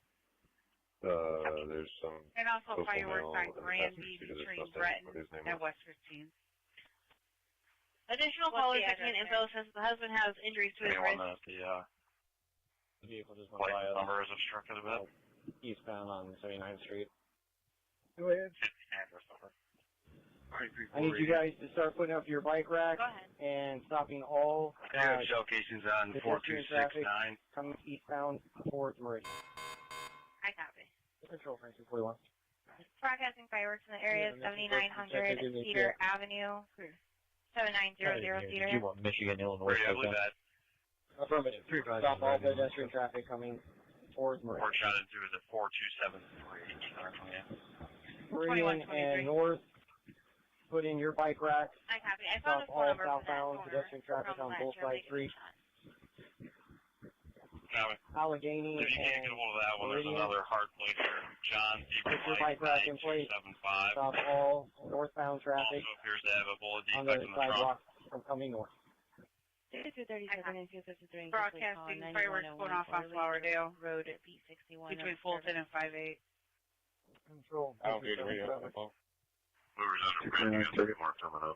2123. No, you're not. But somebody, I spoke to somebody before 219. They said all the people the kid that was missing, everybody was accounted for. 2123. Yeah, I'm sorry. I 237 meant to broadcast it. I 253 spoke to her. business alarm Okay, whatever. 3501 Bluff Thank you, Road though. B23. We've got an anonymous email calling in. Radio. Yeah, go ahead, man. 33. David 353. Yeah, just Does let the you know. Roman Dearborn need to be My closed partner out? and I's Cameron Yeah, have died. no report. Badge number Unclear, thank you. 1569 and 1615. Roger, can disregard. Military, if I Alright, can you leave back your that part car too. up. 252, you can disregard. Alright, we've got King B squad. Go ahead. John, broadcast fireworks, 9-6 on the rain. Radio to David 34 for code 1. See if they can spare car 42 for interpretation of a domestic with Spanish speaking only. It sounds like it's only Alright, this domestic. anonymous female is calling in. She's advising that she witnessed suspects getting into a black vehicle and driving away, and that she believes that these suspects possibly This information is no way to open the traffic box. They painted over the deal. Yeah, can you create me another CAD for a property crime, same place? Okay, I'll have to look at that. Highway converting, I'm assuming. Disturbing in the area of Roanoke and Broadview. Alpha 1, Alpha 30. Is your squad still around the circle? Thank you again. It's going to be at Point Beach Park. We have security calling in. 236, you can go Jonathan 8. Conley needs to report 12-year-old Sophia Collins. Clear, thank you.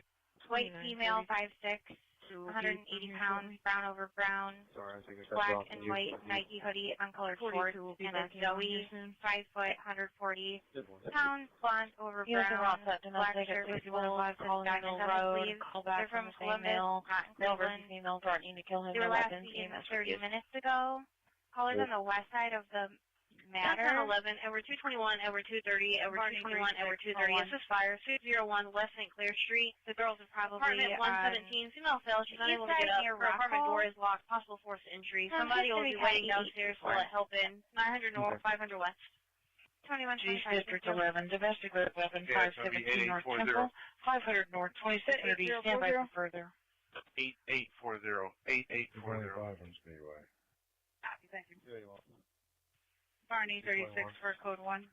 Edward 221, Edward 225, 2126, Edward 230, disregard. Baker 230, go with Baker 281. Had a property crime on 137.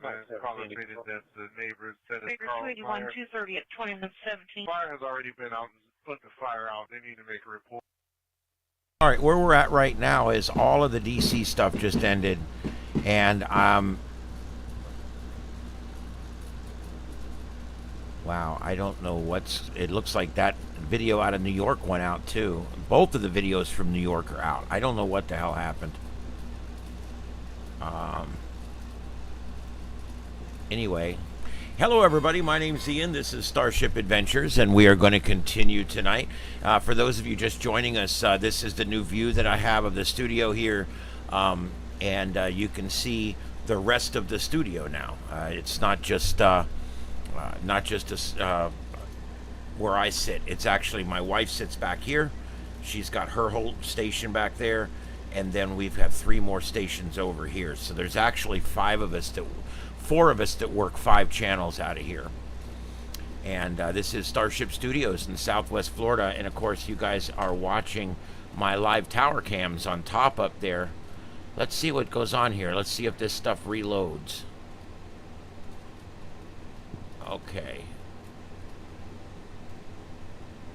I don't know what's going on.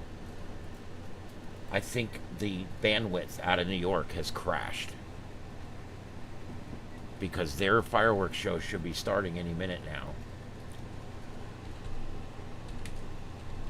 Or it may have already started, but I think that might be old. I'm not sure, because they said 35. Anyway, all right, I'm going to be replacing these. Just give me a second. I've got everything pulled up here.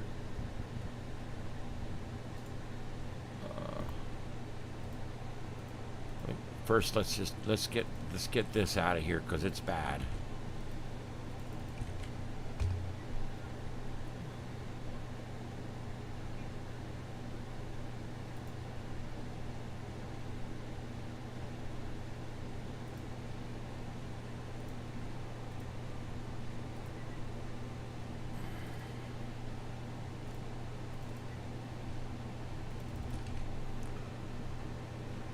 Oh.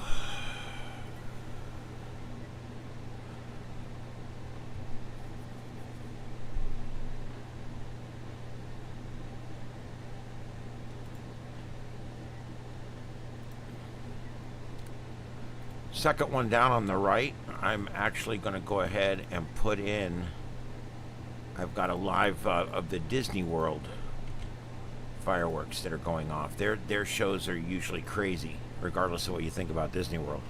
Let's see, because I have an amazing love-hate with Disney World. People shooting fireworks in upright format. It's like, give me a break.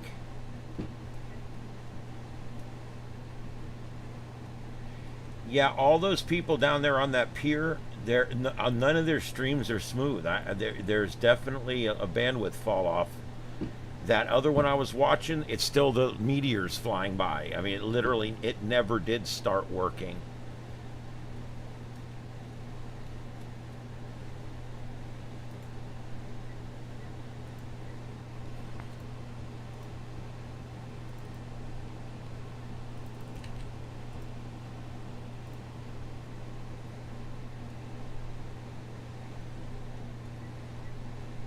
Wow, that's blurry.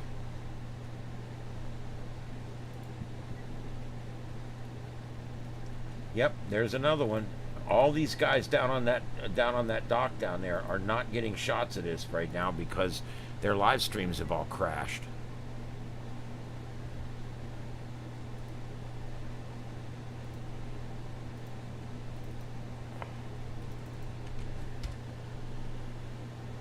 These are all New York, guys.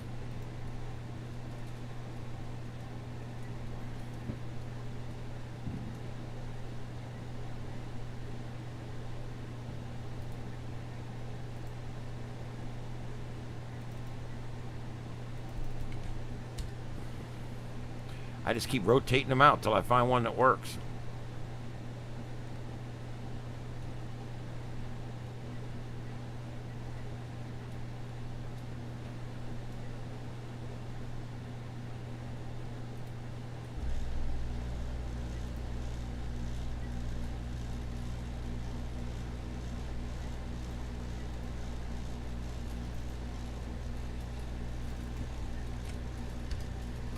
All right. Yeah, New York, they always do. They're putting on one heck of a show. I agree.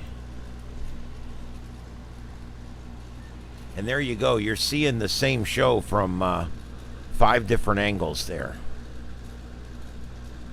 All a little bit off sync, of course. I have no way of syncing it up.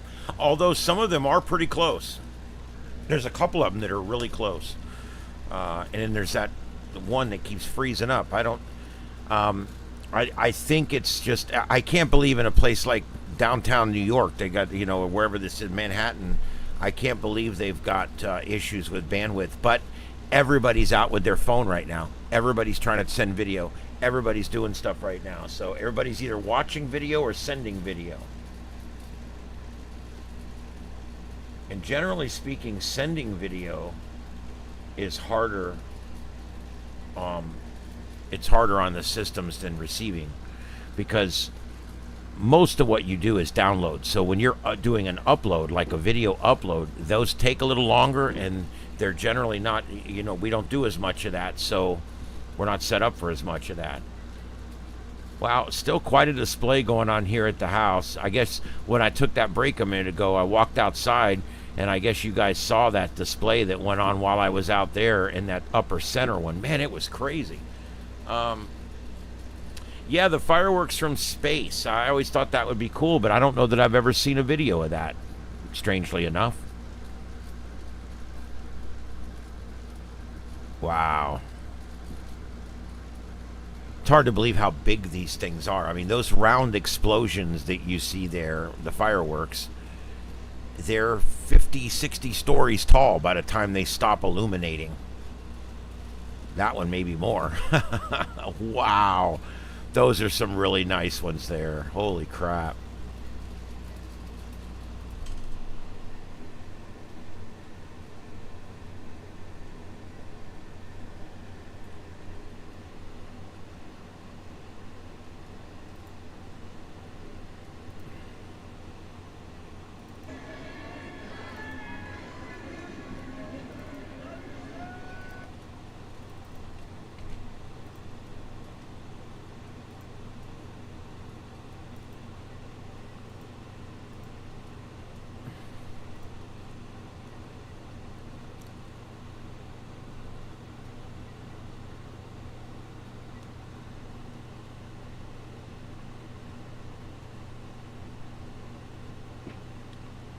Oh boy. I don't think that guy ever came back up.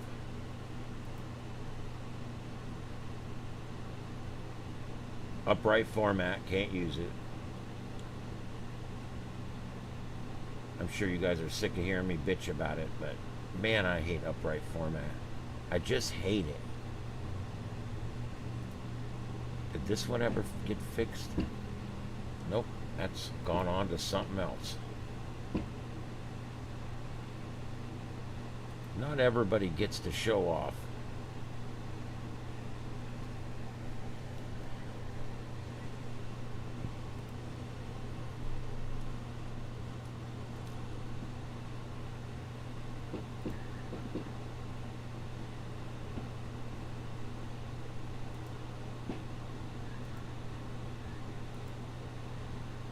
Yeah, even when I put these videos in high def, they're still in low def. And that's telling me that there's bandwidth. There's literally bandwidth problems going on down there.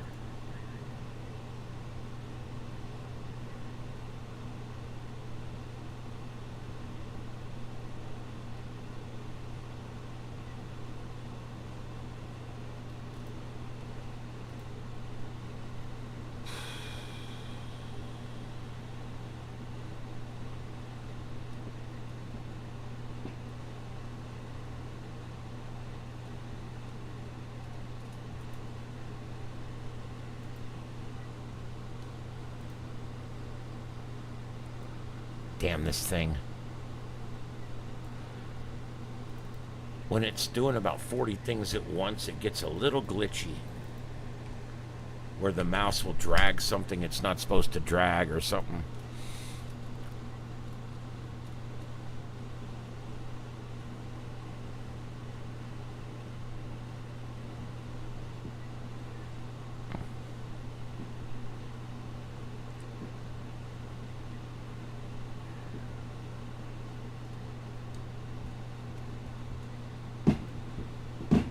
Wow, that was right outside. There it was. I saw it. There it is. You can see it on the camera. Wow. It blanked out my camera. Did you see that? Holy shit. They're putting up some big stuff in that upper middle camera there. They're only about 6 houses down my street. And that's a personal display, but it's fairly close, so it looks impressive. It's good. I'm sure you guys can hear that on the mic.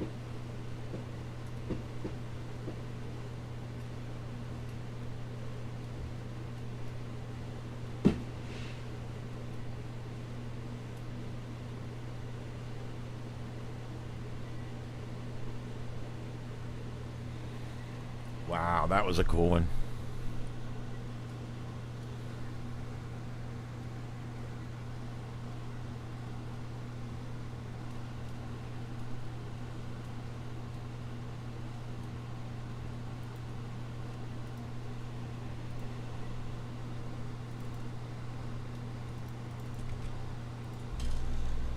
Not as many live videos up as I thought there would be, but hey, there's some.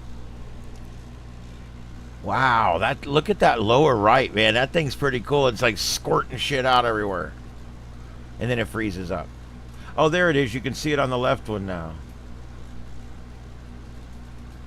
That's pretty cool. That's coming off the bridge. You know what it takes to set this stuff up? I mean, they're shooting these off from up on top of that bridge, which means people had to climb up there and set that up. Oh, I mean, I know there's ways to crane this stuff up there, and there's a ladder that goes straight there, but man, that's still that's a heck of a place to have to set up fireworks. Crazy.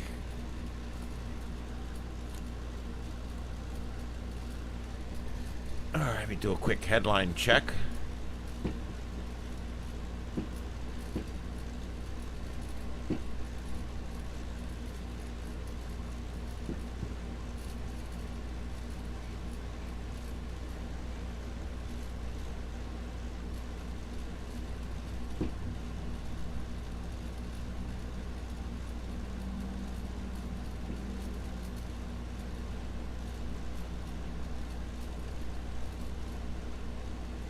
Okay, so I don't really see anything else going on besides the Texas flooding and that storm off the coast there. There is an advisory at 11 o'clock, but I don't expect an upgrade.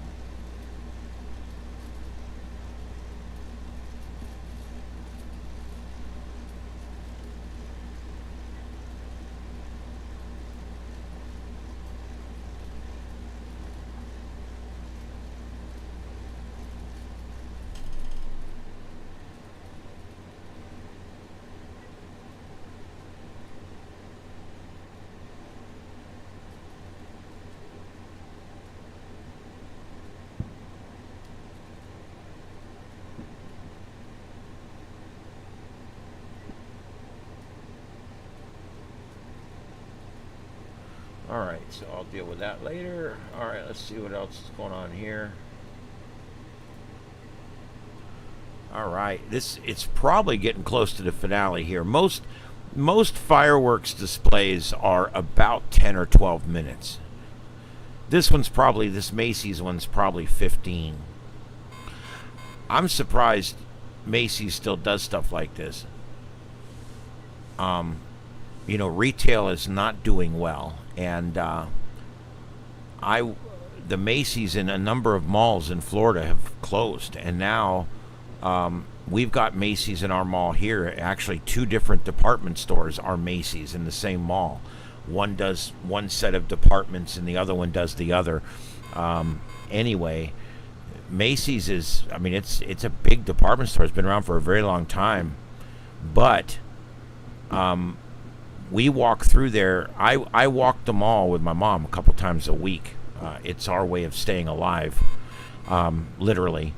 But we go walk through the mall, and every mall we walk through, I think we're going to Miami tomorrow. We're going to walk a big mall over in Miami. Not Sawgrass Mills, but the other one, the bigger one. I think we're going to go walk that mall tomorrow. We drive all over South Florida and Central Florida and just walk around malls. We don't shop. We just walk. We like places to walk that we've never walked before.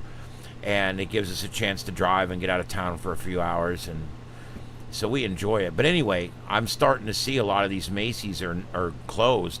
And ours here, I walked in through the Macy's to go to the mall the other day. We decided let's park outside of this Macy's. Every time we park at a different place to walk in. And we walked in the Macy's, and I said, okay, here we go. And something my mom and I always do when we're in these department stores walking around, we count the number of employees and the number of customers. And nearly every time in a department store, you will see that there are always more people working there than there are people that are shopping there. And of the ones that are technically shopping there, many of them, like us, were just walking through. Wow. Holy Jesus. You can see it in the center view there, top center. That's going out east of my studio right here. That's what you're hearing, if you can hear that on the mic.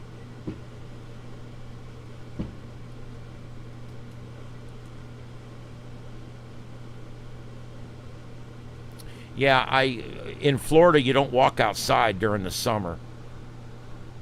So we do our walking indoors. We always find an indoor. Now in the fall, in the wintertime down here, it's beautiful, and we go to flea markets. We go to outdoor, different farmers markets and big outdoor type venues during the winter months. But during the 6, 7, 8 months of summer down here, because there is like 8 months of summer down here, we only walk indoors. It's just 95 degrees outside. There's just nowhere we would walk outside.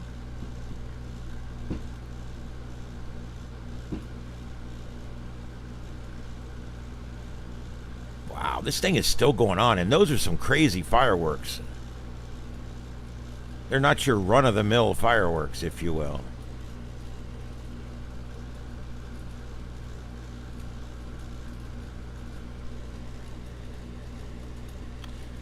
Yep, walking, I'll tell you what, I've never been one of these physical fitness people.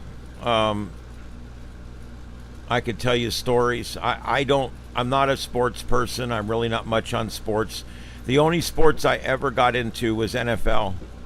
And I got back out of it because of the piss poor officiating and the fact that they won't do anything to fix it. I got out of the NFL before any of the other 3 or 4 issues they've had happened. I just got sick of them making bad call after bad call, and nobody says anything or does anything about it. And the people up in the booth are like, oh my God, that's a bad call. That's another bad call for that ref tonight. It's like, yeah, because he's throwing the game. Somebody paid him. Or he's been told to do it, one or the other. I walked away from the NFL, never looked back.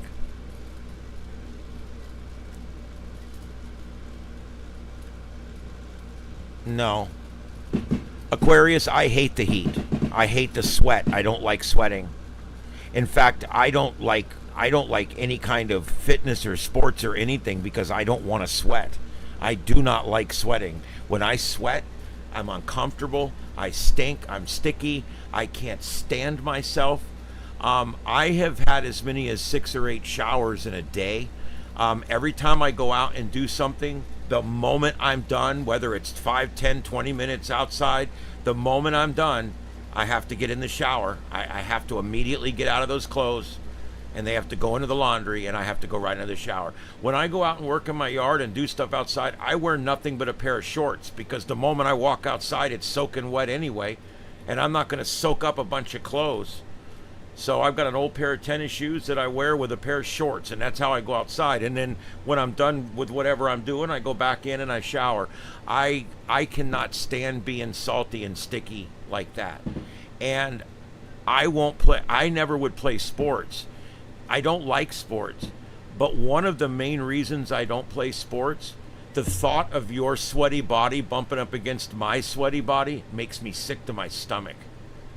I can't even think about it. When other people are sweaty, I leave the room. I don't want to smell it. I don't want to see it. It's disgusting to me.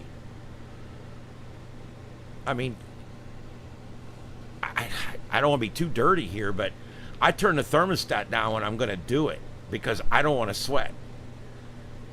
I don't do outdoor sex, not unless it's wintertime. Sweating from the sun is a very good thing. Please don't take me the wrong way. I completely agree. I just don't like it. I can't stand it. And I've known other people like me. It's not that unusual. There's a lot of people out there that just don't like sweat in any form, and I'm one of them. I can't stand it. And the moment I break a sweat, I'm shower bound.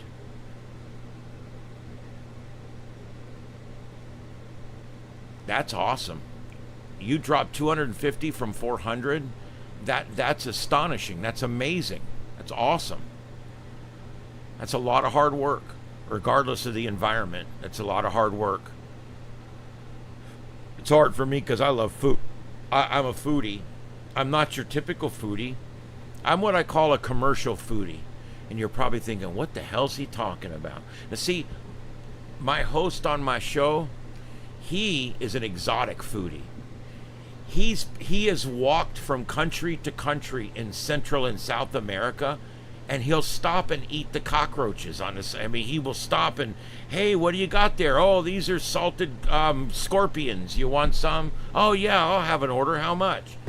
He loves other cultures, and he loves exotic foods, and he loves crazy stuff like that. Me, I am the absolute opposite.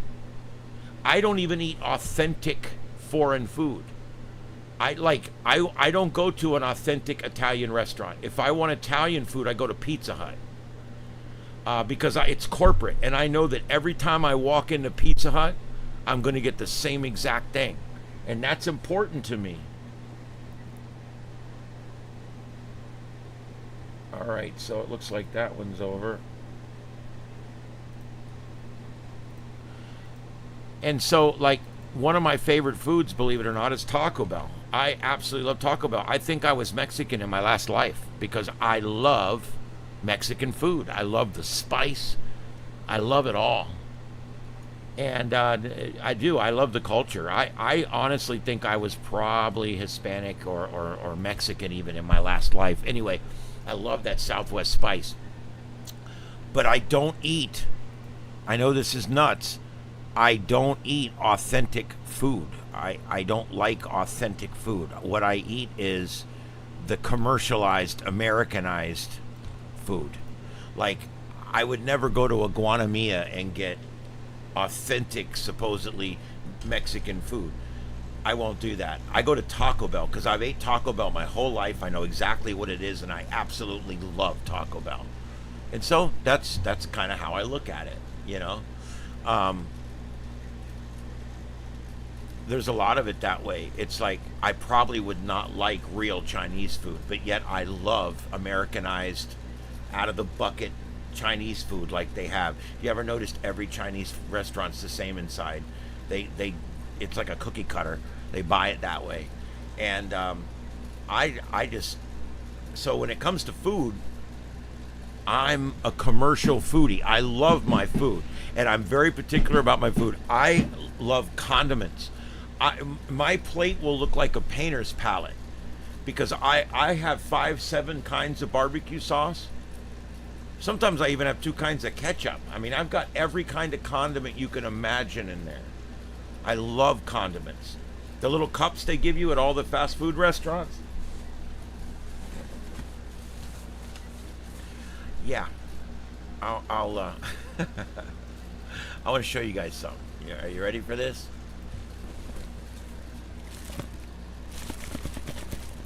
This sits next to my chair, and if I need anything, whether it's KFC hot sauce, or that's KFC Buffalo. Here's Bayou Buffalo from Popeyes. That one's really good. Sweet and sour from McDonald's. Tangy barbecue from McDonald's. And buffalo from McDonald's. Sweet marinara sauce from Burger King. And then, of course, as much taco sauce as I could possibly get my hands on. I even have crushed red peppers from Domino's. So, I'm a condiments freak. Absolute freak when it comes to condiments. Because to me, the condiments are the exciting part of the meal. That's what makes the meal exciting, is the condiments. I can't believe this thing's still going on.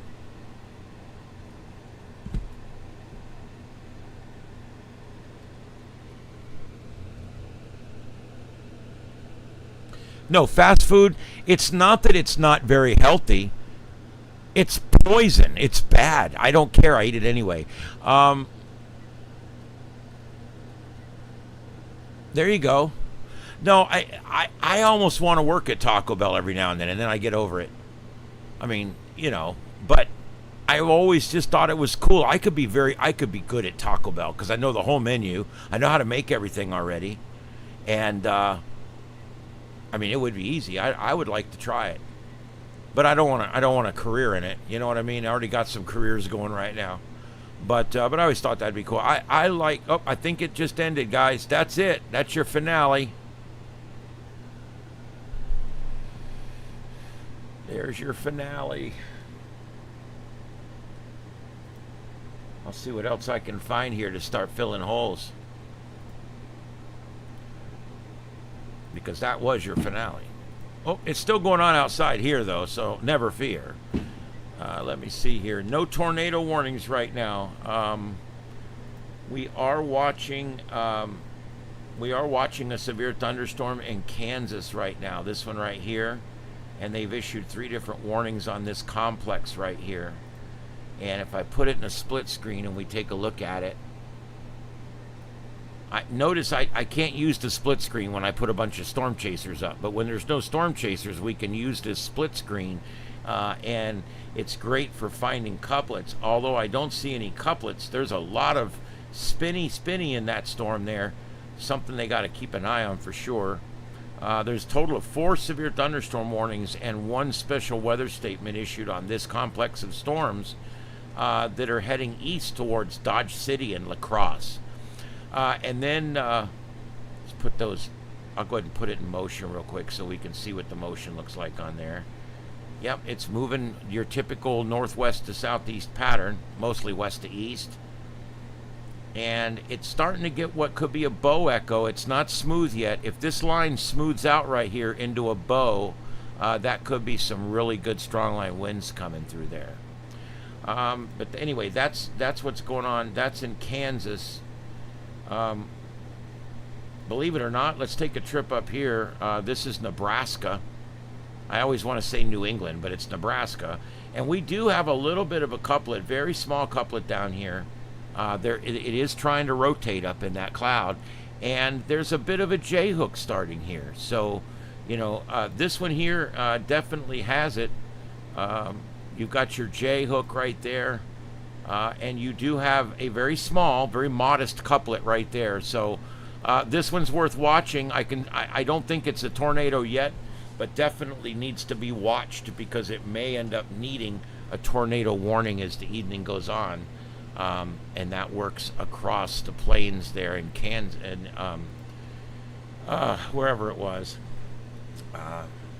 Nebraska. Okay, and then is this Wyoming? Holy crap! Here we go. Yeah, in Wyoming, we've got this mess here, and it looks to not be too severe, but they have issued 2 warnings on it. And what is this, Indiana? No, Idaho. I don't really see a couplet there either. You can see all these storms there, none of them really have a couplet, so it's kind of that's why there's no tornado warnings being issued right now anywhere, because none of them rise to that level yet. And then here we're back in Kansas for the last one. Well, that's that other one, the same complex we looked at already. All right, I'm going to leave it on this one. This is the big complex. I'll take it off the split, put it on the motion here, and just let that roll. Let's see what else we got going on here. I'm looking at what's live right now.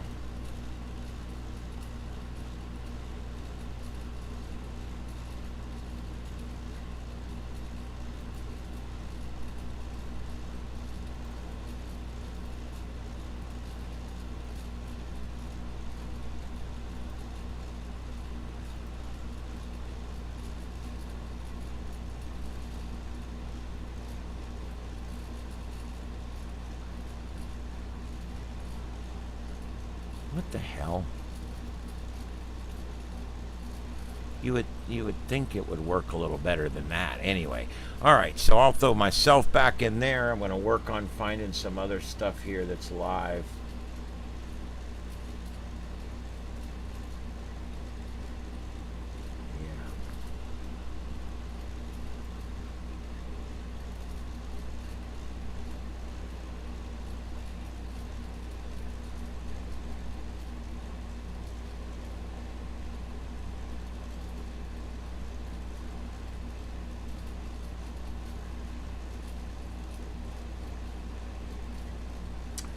All right, I'm looking here. This is, I'll put this up here. This is something, this is the after fireworks show at Disney, I do believe.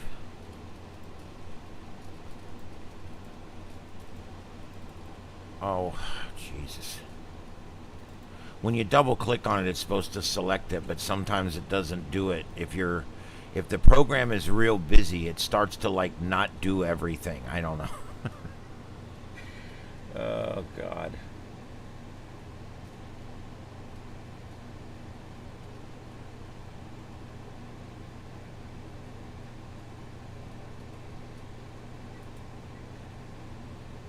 Oh, that one's spinning. Let's not bother with that. Patriotic music that will get you copyright struck. There you go. Live LA protest. And this looks to be legit. I'll put it right over my head. This looks to be live, and it looks to be in LA, and I would expect something tonight because it's Friday, Saturday. Protests generally go away during the week, but then on the weekend they become, you'll get some people come back out because they don't have to work. All right, so there's that. This is there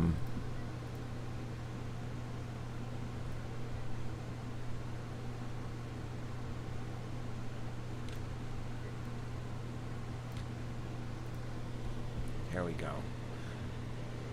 All right, so lots of things going on. Like I said, that's an actual protest. Does he got other cams down here? Let me see if he's got this figured out. I'll take it. By the way, I know it's a little strange, but all the split cam guys like me, we all rip each other off just like everything else. So I got a thing the other day that 2 guys used my stream for hours the other night, and they were talking over it. They were issuing their own commentary. It's fair use. I was fine with it. I still got notified that they did it, but it's fair use, so there's nothing that I wanted to do or needed to be done.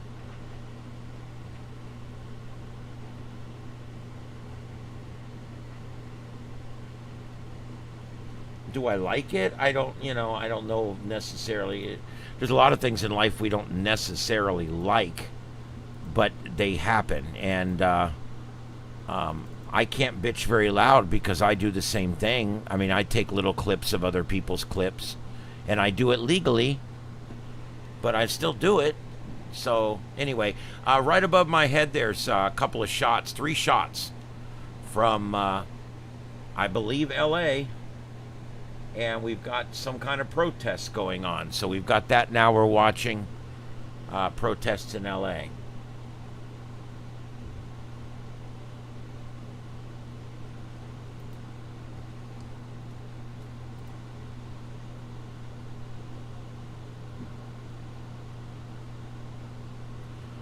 All right, I'm going to go ahead and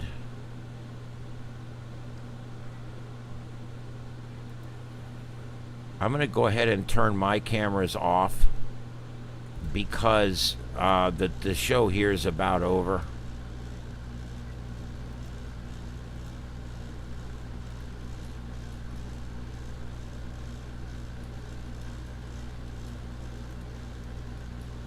And I'm going to move this one up here.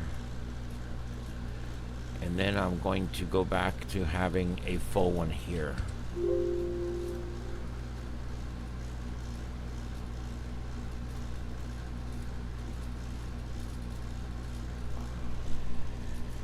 Okay, just give me a second to get things worked out here.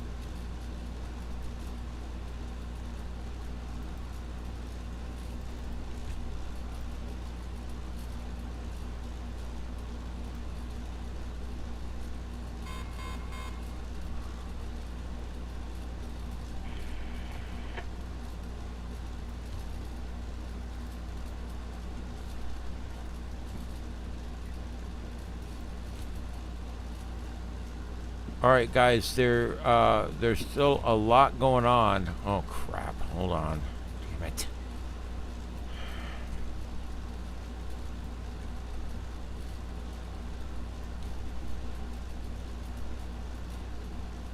We're getting a lot of video out of Texas now, finally. It's starting to roll in, and so I'm going to bring you some of that. So let me get it set up here.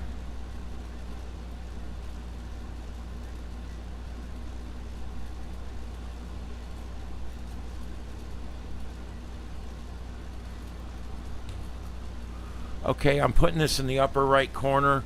I went ahead and left the closed captioning on in case somebody wants to know what's being said there. Wake up, Carl. I haven't seen her tonight. I don't know. She's out of town. I haven't seen her tonight. She's out there. They're probably, I would assume, you know, she's up there with friends, so I would assume they're out watching the fireworks somewhere.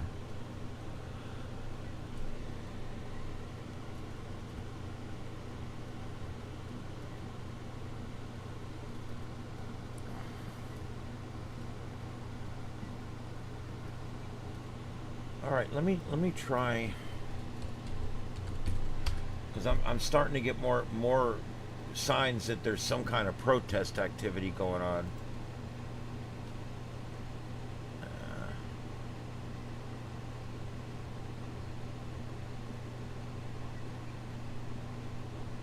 Nope, that's in Serbia.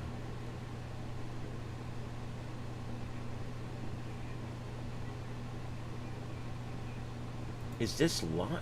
I think this is live.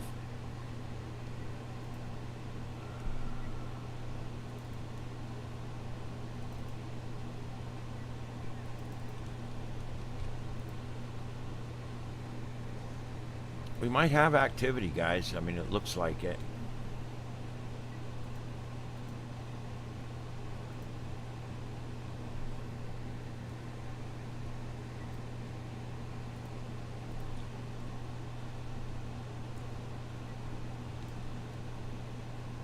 I'm getting all this stuff up, guys. Just give me a second. If I can ever find... It's hard to find people to produce for you, because it's a very intricate thing, and it's very difficult, and so a lot of times it's just, you have to just do it yourself. Alright, here, I'll put that up there. That's supposed to be live. These protest shots are supposed to be live. The upper right is the flooding up there.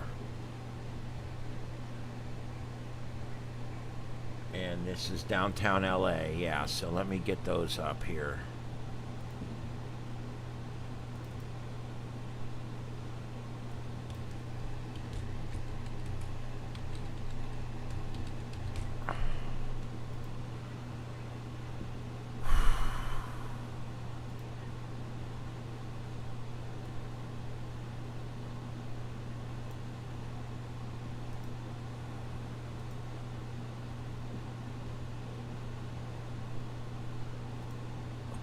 And then this up here is going to be...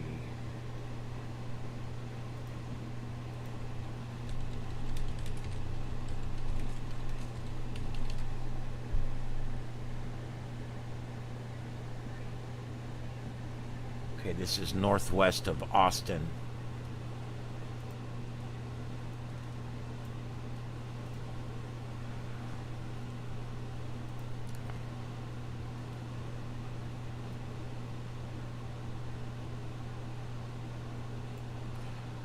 Just for the sake of argument, I'm just going to put near Austin, Texas.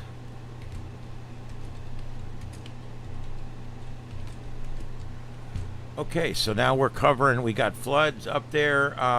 That's live shot from where they're bringing buses in to move people out. Remember, there is still tonight hundreds of children being rescued from areas where they cannot get out of with vehicles. And that is all still going on there. All right, and it looks like LAPD is they're just clearing the streets. Looks like they got a bunch of brand new gear in the last week.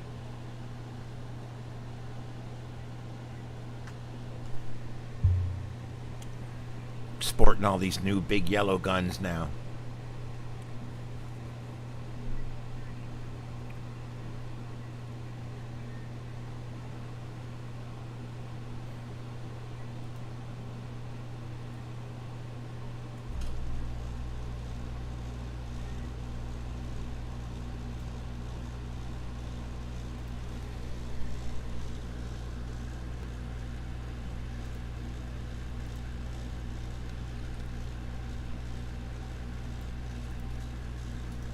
All right, there's that.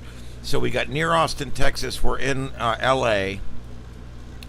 That upper center one there is Disney World Orlando, where they've got a big concert, something going on there. And then I'm not sure where the fireworks are coming in from, but I'm looking for a new one for there.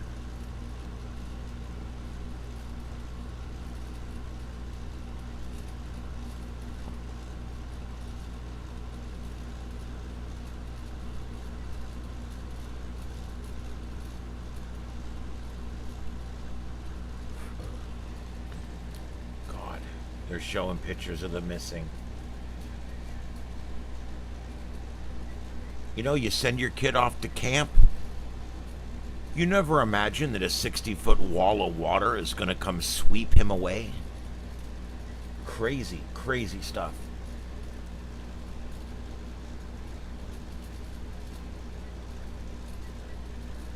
Yeah, Carl, I understand why no one wants to meet halfway anymore, because the right has gotten very right and the left has gotten very left. And neither side can see compromise as a valid option anymore. And that's why we're seeing the polarization that we're seeing right now. It is unfortunate, but I expect less cooperation and participation in the future, not more.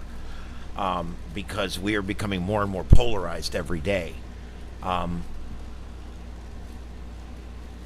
mean, if you think about it, there's a lot of people that are very radicalized on both sides, and they're doing crazy stuff. And there's just a lot of crazy stuff going on, and I don't know what the answer is. I really don't. But I do know that it's not going to get any better. I wouldn't expect it to get any better. I would expect it to get worse.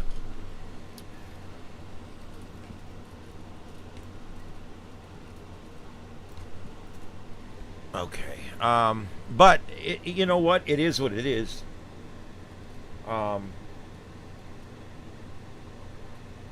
We have the system we have for this specific reason, so that when people get fed up with one side, we put in the other side. People get fed up with that side, we put in this side. And face it, the president, last 4, 5, 6 presidents we have, they've all been divisive. I mean, I'm good or bad. I'm not saying whether I like or dislike them, or I agree with what they're doing or not. I'm just saying that we really haven't had a president that has tried to bring everything together. In fact, they're just as polarizing as everybody else. But I'm almost thinking we've reached the point now where I don't think compromise, it's not going to ever be compromise anymore. What will end up being, the way it works, is whoever can utilize brute force, and I mean that in a political way, not physical force, but brute political force. Whoever can utilize that force and wield that force is going to win in the future. And I'll tell you, it was interesting. I have a camera that's gone out. What the hell's going on there?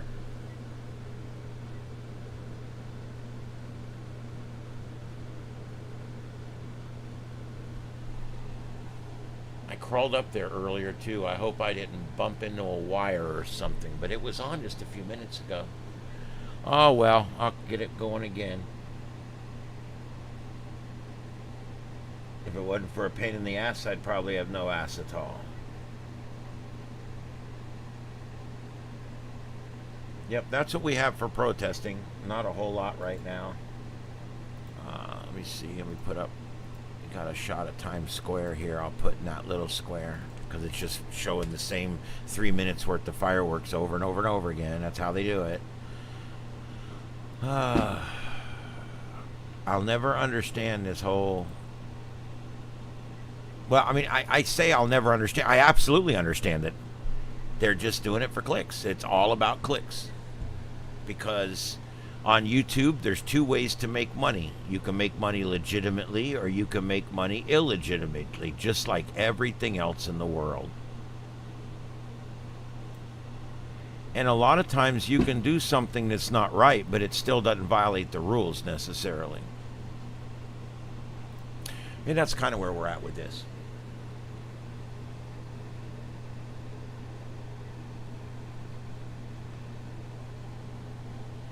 Well, I can't agree that force doesn't fix anything. I can't agree with that. Force may not be the best option, and a lot of times it's not, and it's misused. But sometimes force fixes things really fast. Sometimes that's the only thing that can fix it. And then sometimes, like I said, it doesn't do a damn thing. It just ends up making it worse.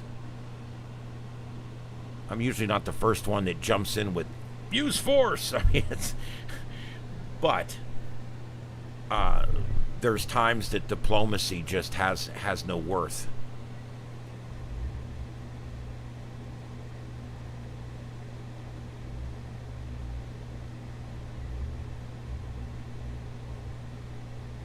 The good news is it looks like the Middle East is quiet. That's the good news. Things are quieting down there.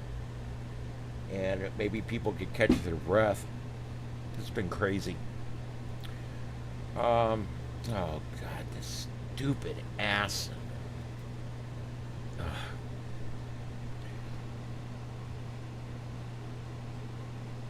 Trying to see if there's any new news that's come out.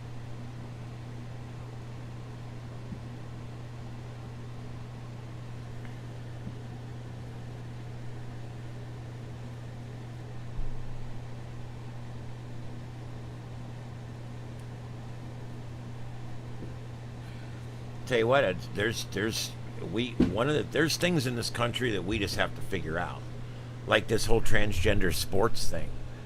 I mean, we have to figure this out. It cannot.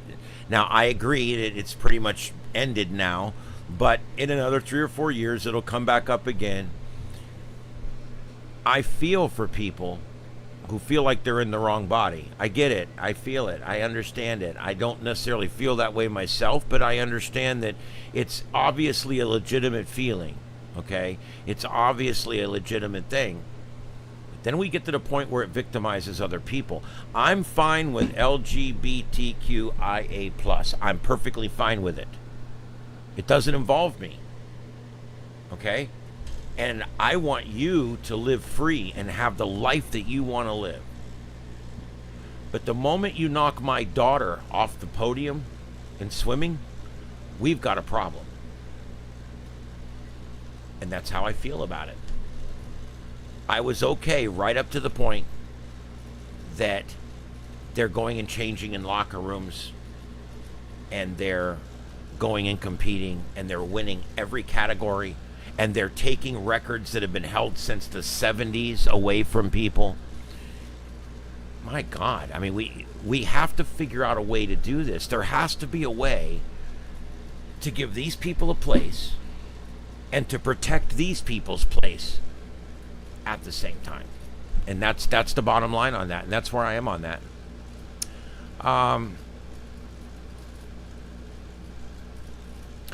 You know, Aquarius, that option seems to be the logical one. I mean, if we approach this like we're Vulcans and we take all the emotion out of it, which is how I like to do things, and I like to approach it as, okay, I'm not on this side or I'm not on this side, I'm on the side of logic, and I want to approach this thing scientifically. What I see is a few that need this accommodation and demand this accommodation, and many that are victimized by giving it to them. That's the problem. Again, I have no problem. Long and prosper. I have no problem with these folks at all. They can do what they want. They can have the lopidectomy or the addictomy or whatever. They can do the surgery. They can do the hormones. As long as they're 18. They can do whatever they want. They're free humans. They're free humans. And I'll fight for their right to be able to do it. But on the same side, the moment that you put them into sports with women and it changes the dynamic of the sports, women are getting hurt. We've had women get bones broken by men in sports already. We've got we got women joining, or men joining women's sports that's physical. And it's going to cause injuries, and it has caused injuries. So all I'm saying is we just can't be victimizing. I want to help these people as much as we can help them without causing victims. Bottom line. Is that not logical? Is that not logic?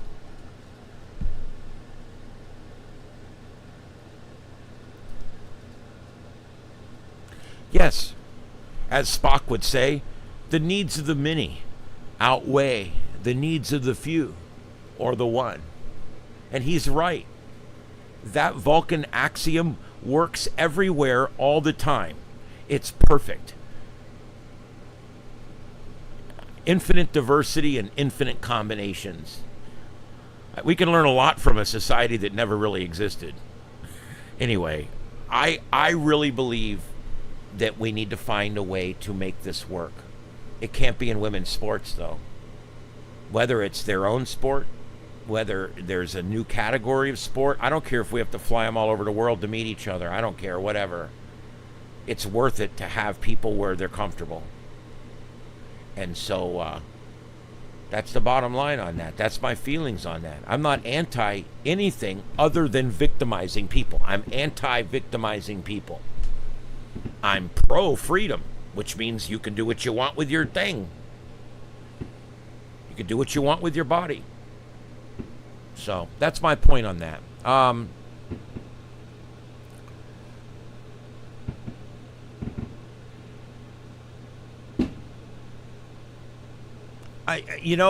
Aquarius, I tend to believe that's going to end up, that's going to probably end up being how it's going to have to happen.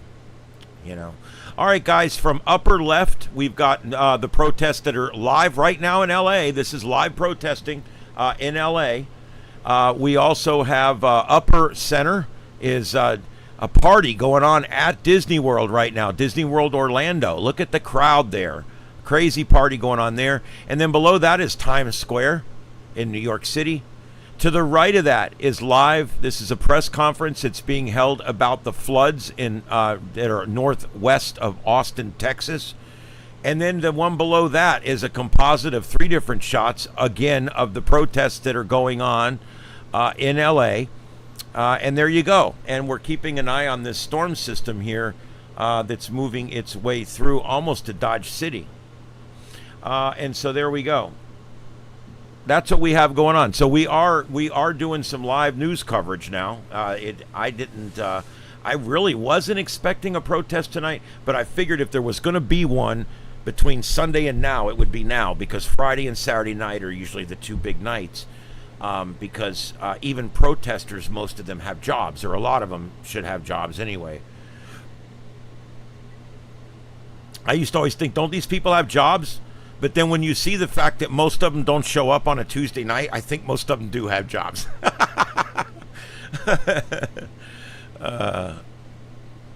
No, it's cool, Aquarius. Look, we all have opinions in here, and the reason I don't go political is because I don't want to lose people, but I will discuss other things. I will discuss things from my point of view and from the point of view of science and logic any day of the week. But, your opinions are welcome in here. All I ask is no threats, no hard racial slurs. Let's just try to stay away from all that. But I have a free speech chat room. And that guy's shaking. Look at him. Or he's fake shaking. That looks like fake shaking. When you're really shaking, it's smooth and steady. When you're fake shaking, it's kind of, because you're making your muscles do that. And so I wonder if that's real shaking or not. I don't know. We'll have to put up a poll. Was that real shaking or not? I don't know. I love that they're protesting, and I love that it's peaceful. Whether I agree with it or not makes no difference. I love people protesting because protests are legal. They're our way of redressing the government that we're not happy. And we have every right under the First Amendment to redress our government, to literally redress our government with our grievances. And we have that right under the Constitution. It's one of the 5 facets. And freedom of assembly. Here we go. Traditional public forum. Now, I will say they're blocking a whole road, but it's kind of hard to put that on one protester. You know, there was a mess in the road, so the cops blocked the road. So it's kind of... They will eventually, as it gets darker out there, sunsets out there at about 10 after 8. So that would be 10 after 11 here. So we're looking at about 40 minutes. About 40 minutes to sunset in LA. But I don't think there's going to be enough energy or enough... I don't think the anarchists show up. Remember, the people that protest are not the anarchists most of the time. You've got clear protesters. And you've got clear anarchists, okay? And then you've got a small crossover. But pretty much everybody's either a protester, a peaceful protester, or they're an anarchist. And usually when the anarchists show up, the protesters legit go home.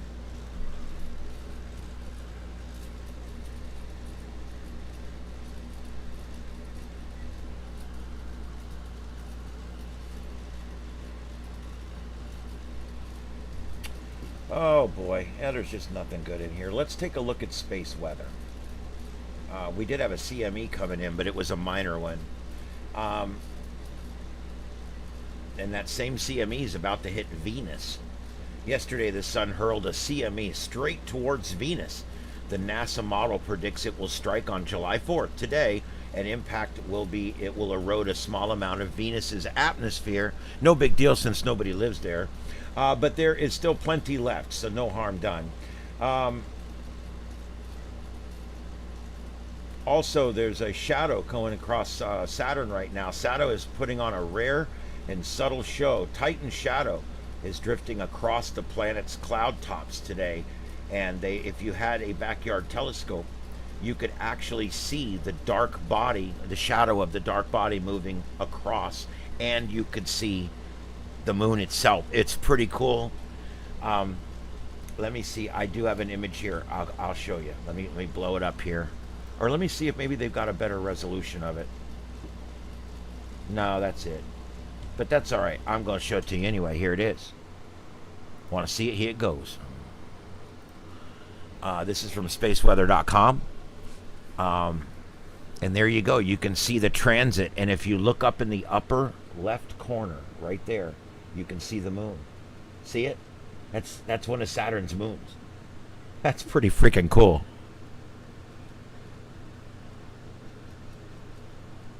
Our solar system is truly an amazing thing. I absolutely love where we live. Our planet's probably the best one there ever was. I mean, it's literally it's a magnificent planet that's in a perfect location with a perfect moon. It's, as we always say, it's too perfect. It's almost like it was put here. Everything is perfect for carbon-based life here. You could go to 1,000 solar systems and not find another planet in the Goldilocks zone.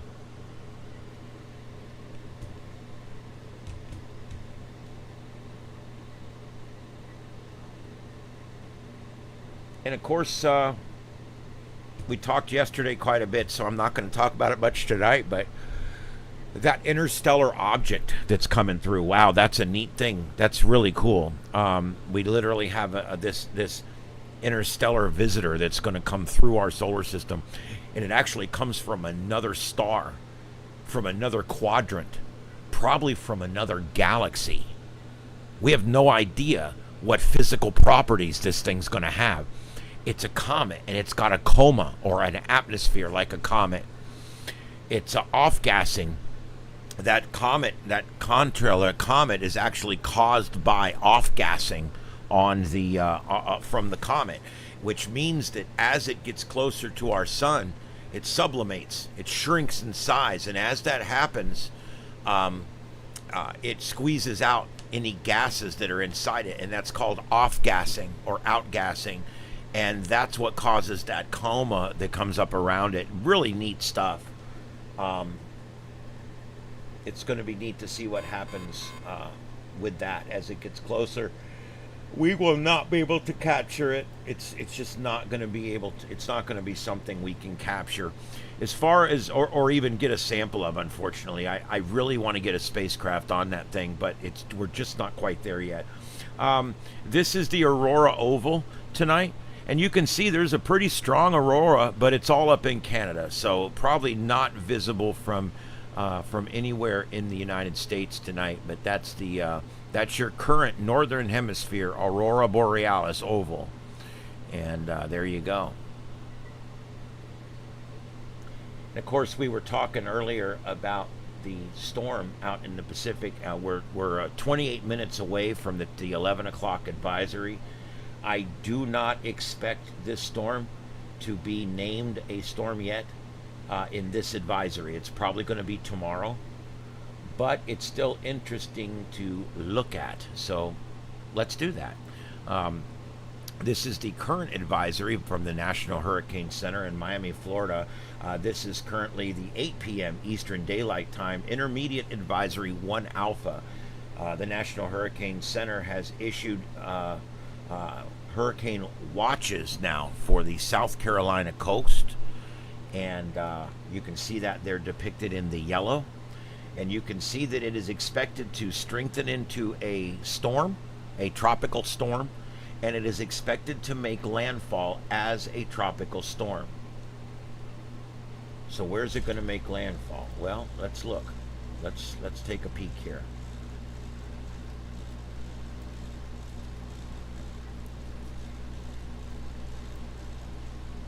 What is wrong with this thing? It's not like I'm broadcasting 50 things or something. All right, so where's this thing going to come in? Well,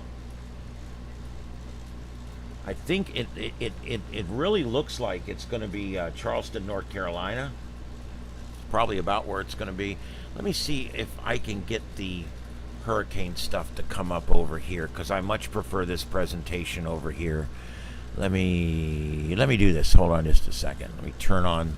I turn all this stuff off during. There we go. Look at that. We haven't seen that in a while, have we? All right. I don't know why stuff like that's so cool. It's like, wow, we haven't seen that in 6 months. There you go. There's your there's where it's going to come in, and they're currently forecasting it to come in. I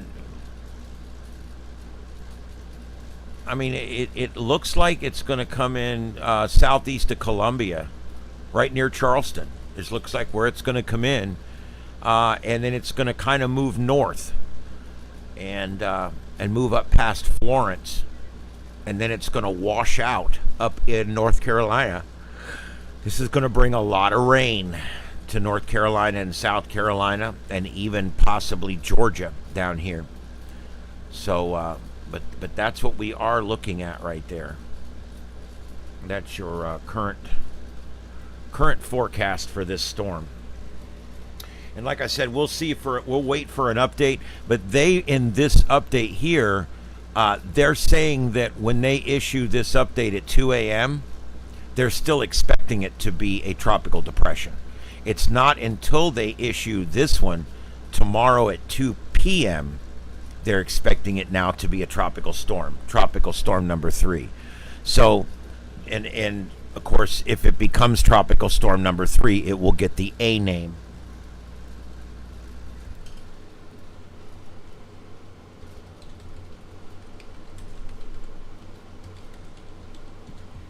And you're probably saying, what's this year's names? Well, I actually have them right here.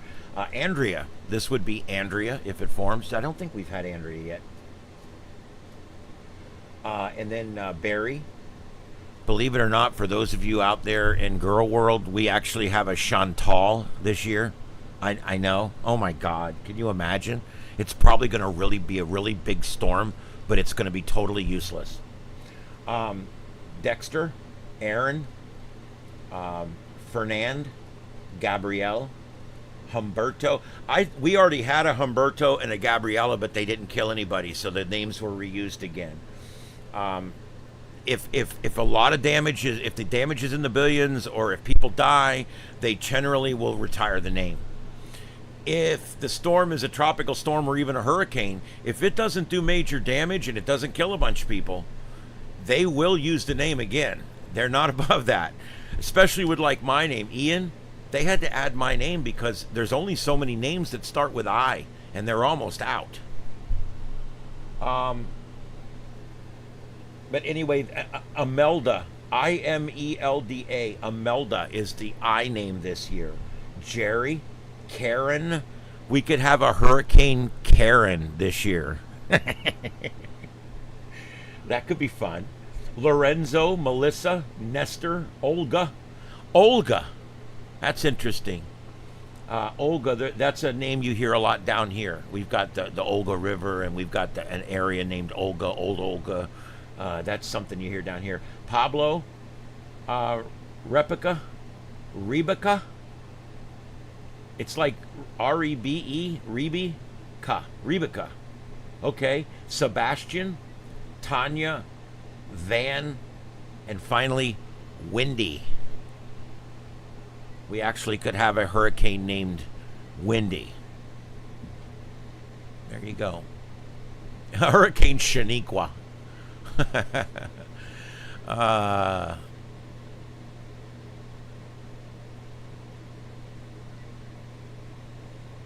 I'm sure Brian's already been used and used up.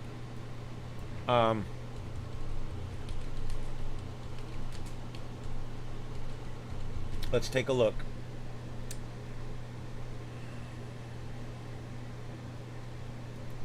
Yeah, Brian, you will never have a Hurricane Brian. I hate to bust your burble, but you're never going to have a Hurricane Brian. Hurricane Brian,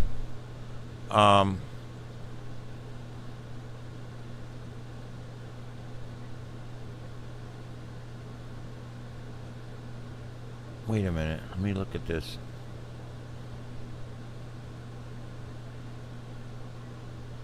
My God, they literally screwed this document up.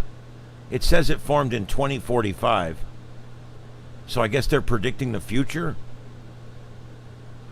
No, it's 1945. Hurricane Brian was the first Category 5 hurricane in the Atlantic on record for the month of June. It's the first time it ever happened. It was also one of only a few tropical cyclones to form in the tropical Atlantic east of 50 west and south of 20 north during that month. We don't normally get Cape Verde storms in the first part of the season. They're generally Caribbean storms, or like this one here, a frontal boundary storm. We generally do not get ones that come across the intertropical convergence zone because that ends up being it's not conducive out there yet. That's later in the season. So this was an odd storm, to say the least. On June 9th, a tropical wave exited the coast of Africa. 3 days later, the National Hurricane Center issued a tropical weather outlook noting the possibility of tropical development. Initially, NHC assessed only a low chance of development. Let's see here. It is estimated that Tropical Depression 2 formed at 12 o'clock Universal Time on June 13th. Global models and the NHC expected a quick dissipation.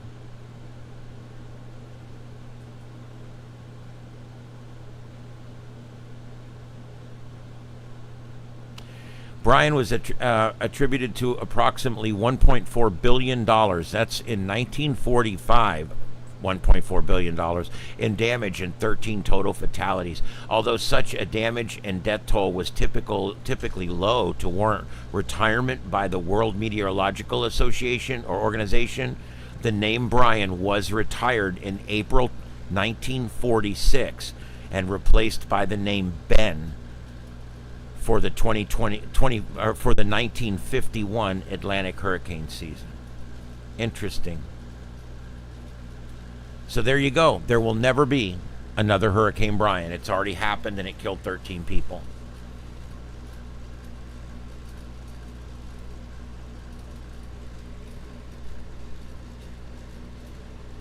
Well, you didn't cost near as much as Hurricane Ian.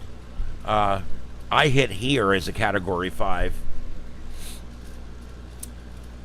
It was bad too. I mean, Hurricane Ian was pretty bad. Look at this guy with the skateboard. He's skateboarding back and forth. He's challenging the cops. Write me a ticket for skateboarding. Oh, Lord. All right, let me get back on this over here and see what I can come up with. Let's see if there's any more protest videos coming online.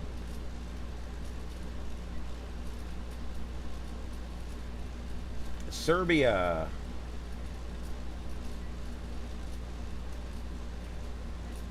Already got that one.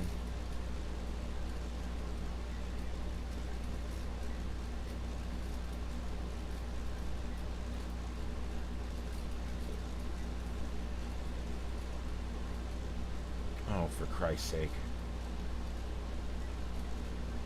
I try not to bitch about the ads because that's how I make my money to survive, but and this guy, he literally, there's this one guy in LA, and what he does every day about 4 p.m., he types in there, heading to the protest, going to the protest, ICE raid, riot, da-da-da. He puts all that in there, right? So it comes up in every one of my searches all day long.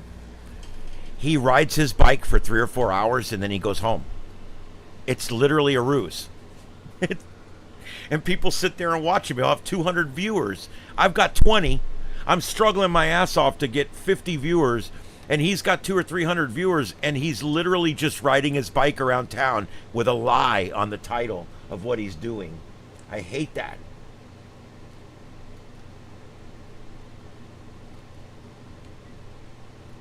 But that's what we're dealing with right now, because what's ended up happening is people are finding ways to get around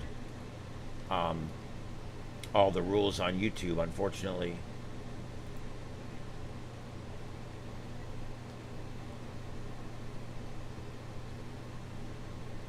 And I'm not even sure that it's really a rule. I don't think it necessarily is a rule per se. It's more of a I don't know. It's more of one of those things maybe you shouldn't do the damn thing.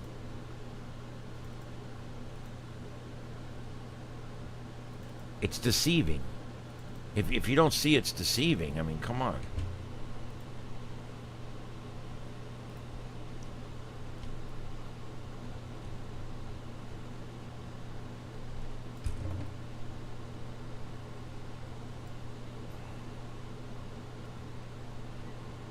Alright, I found another video. It's not showing much, but I did find another video.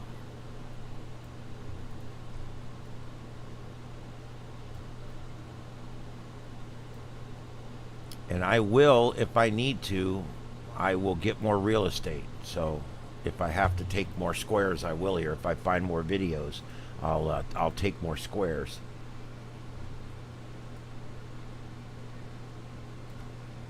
Alright, there we go. I can't believe this. We're actually covering protesting tonight. So I need to go change my meta tags. Let me go up here and change my meta tags. Thank you, everybody, for being here. This is Starship Adventures, and we are live, trying to provide live coverage of whatever's going on in the world.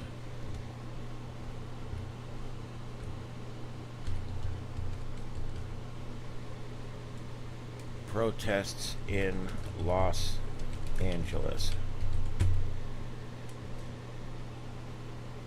Plus tropical depression number 3 plus Independence Day fireworks. There we go.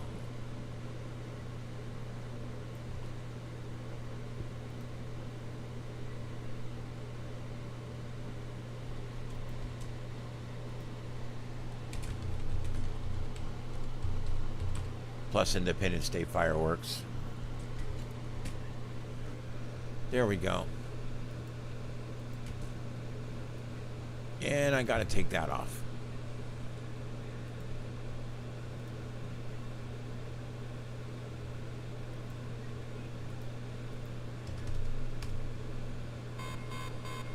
Okay, there we go. We got the right title now. Ammunition in Los Santos.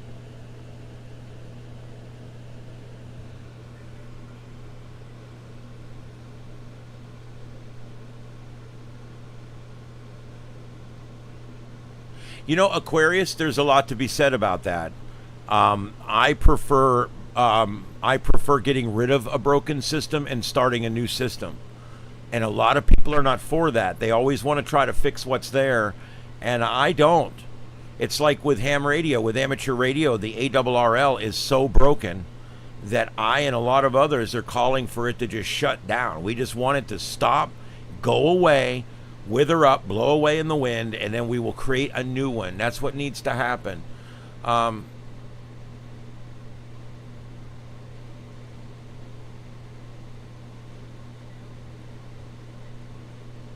Right. Well, and you know, there's been a lot of bad reporting on that whole children separated from their mothers. There's only one actual, I researched this. I did deep research on this, both for work and here. And there was only one child that was birthright born here that deported with the child's mother because that was the mother's choice. Children stay with their parents if they can verify the parents of the child, and also the. So I think there's a lot of bad reporting on both sides. Okay, there is no such thing as journalism anymore. Okay, you've got Fox News and Newsmax and all these other ones over here, and you've got CNN and MSNBC and NBC and CBS and the New York Slimes. And all these people, all these different organizations over here, and they're two polar opposites.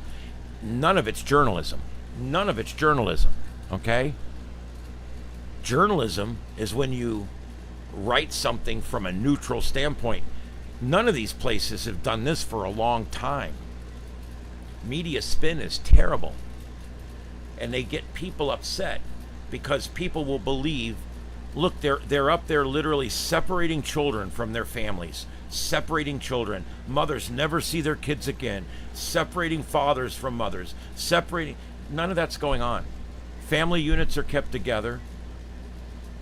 Whatever happens to them, it happens together. So it's being done now the same way it was being done under Barack Obama, same way it was being done under the other presidents. I mean, there's nothing different here. So it's just bad reporting. It's slanted reporting, and it's not an easy situation, this deporting people. It's not easy. It sucks. These are humans, man. But the choice was made, and they came here without due process, and so we don't know who they are or whether they should stay or not. So logically, we have to look at it from that standpoint, that we don't know who these people are. You don't invite somebody into your house that you don't know, right? I mean, I don't know. It just makes sense to me. I think it needs to be done properly.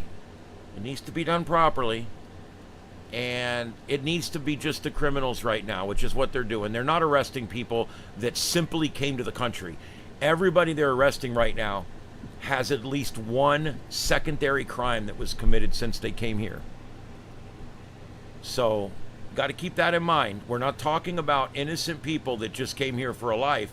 We're talking about people that came here and have gotten in trouble here. Flood counts up to 24 dead, 237 rescued, 25 missing. God damn, we're going to go over 50 on this one, I think, guys. This is not good.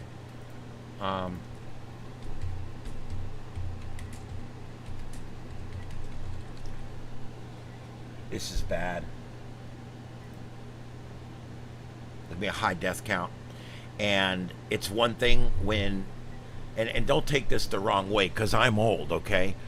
When a nursing home gets swept off the hill, it sucks. It sucks bad. When a campsite with a bunch of kids gets swept off the hill, that's even worse. So,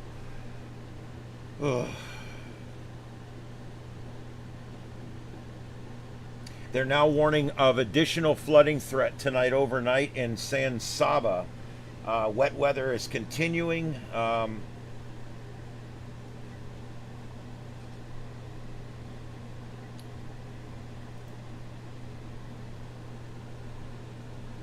Yeah, see this TV state. Okay, there they just didn't update the main page.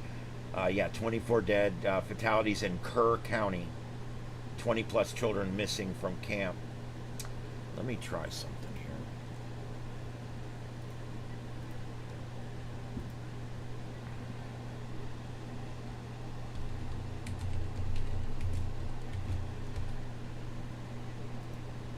Give me a second, guys. I'm trying to see what feeds we've got out of Kerr County.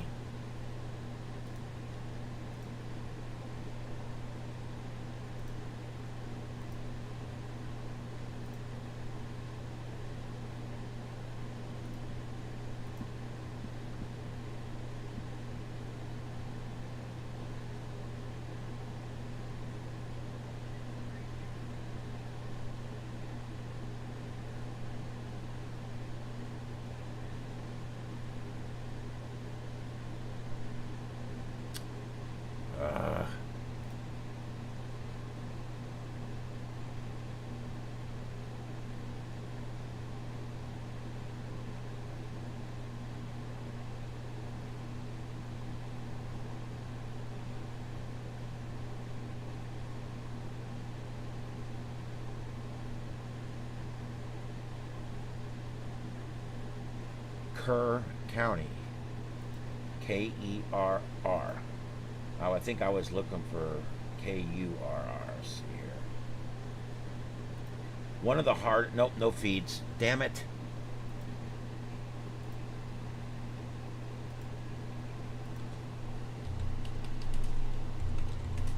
I can't believe more people don't stream scanners. It's like, come on, guys, we need these things. I stream 4. I stream 4 different streams out of here, 24/7, 365. By the way, I didn't tell you guys this.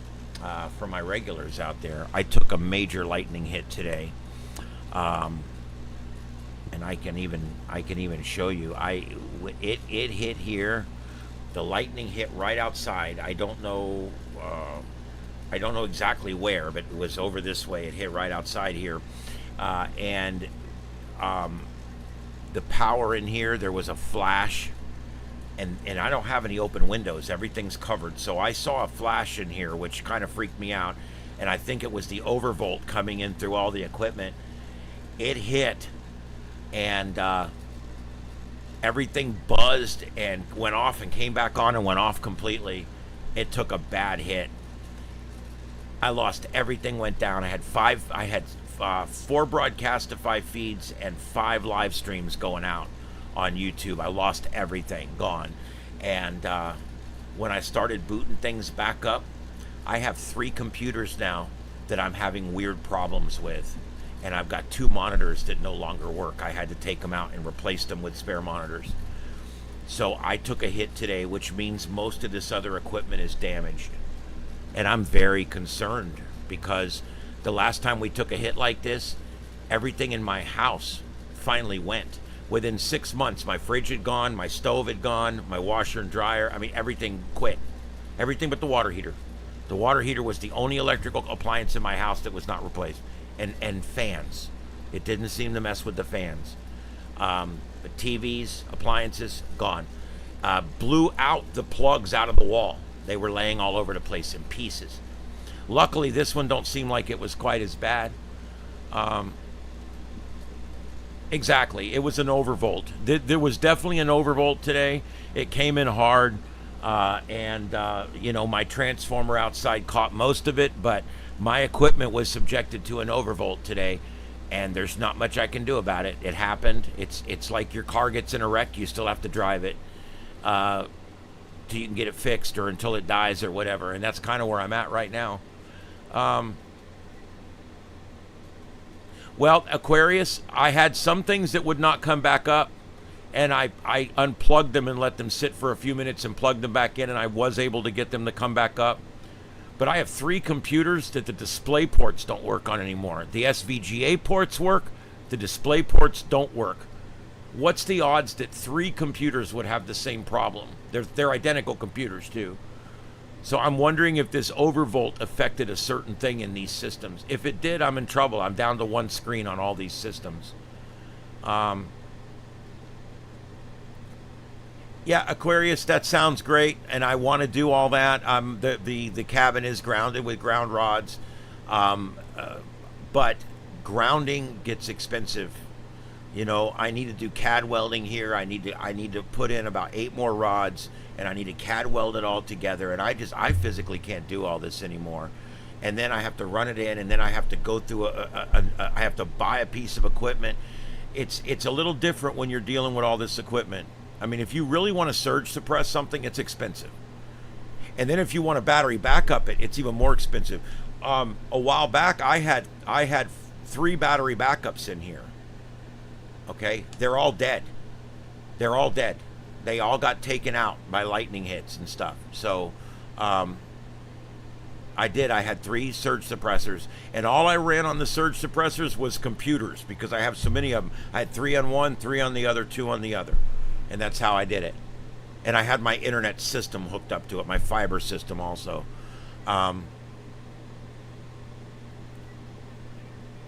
Well, but here's the thing.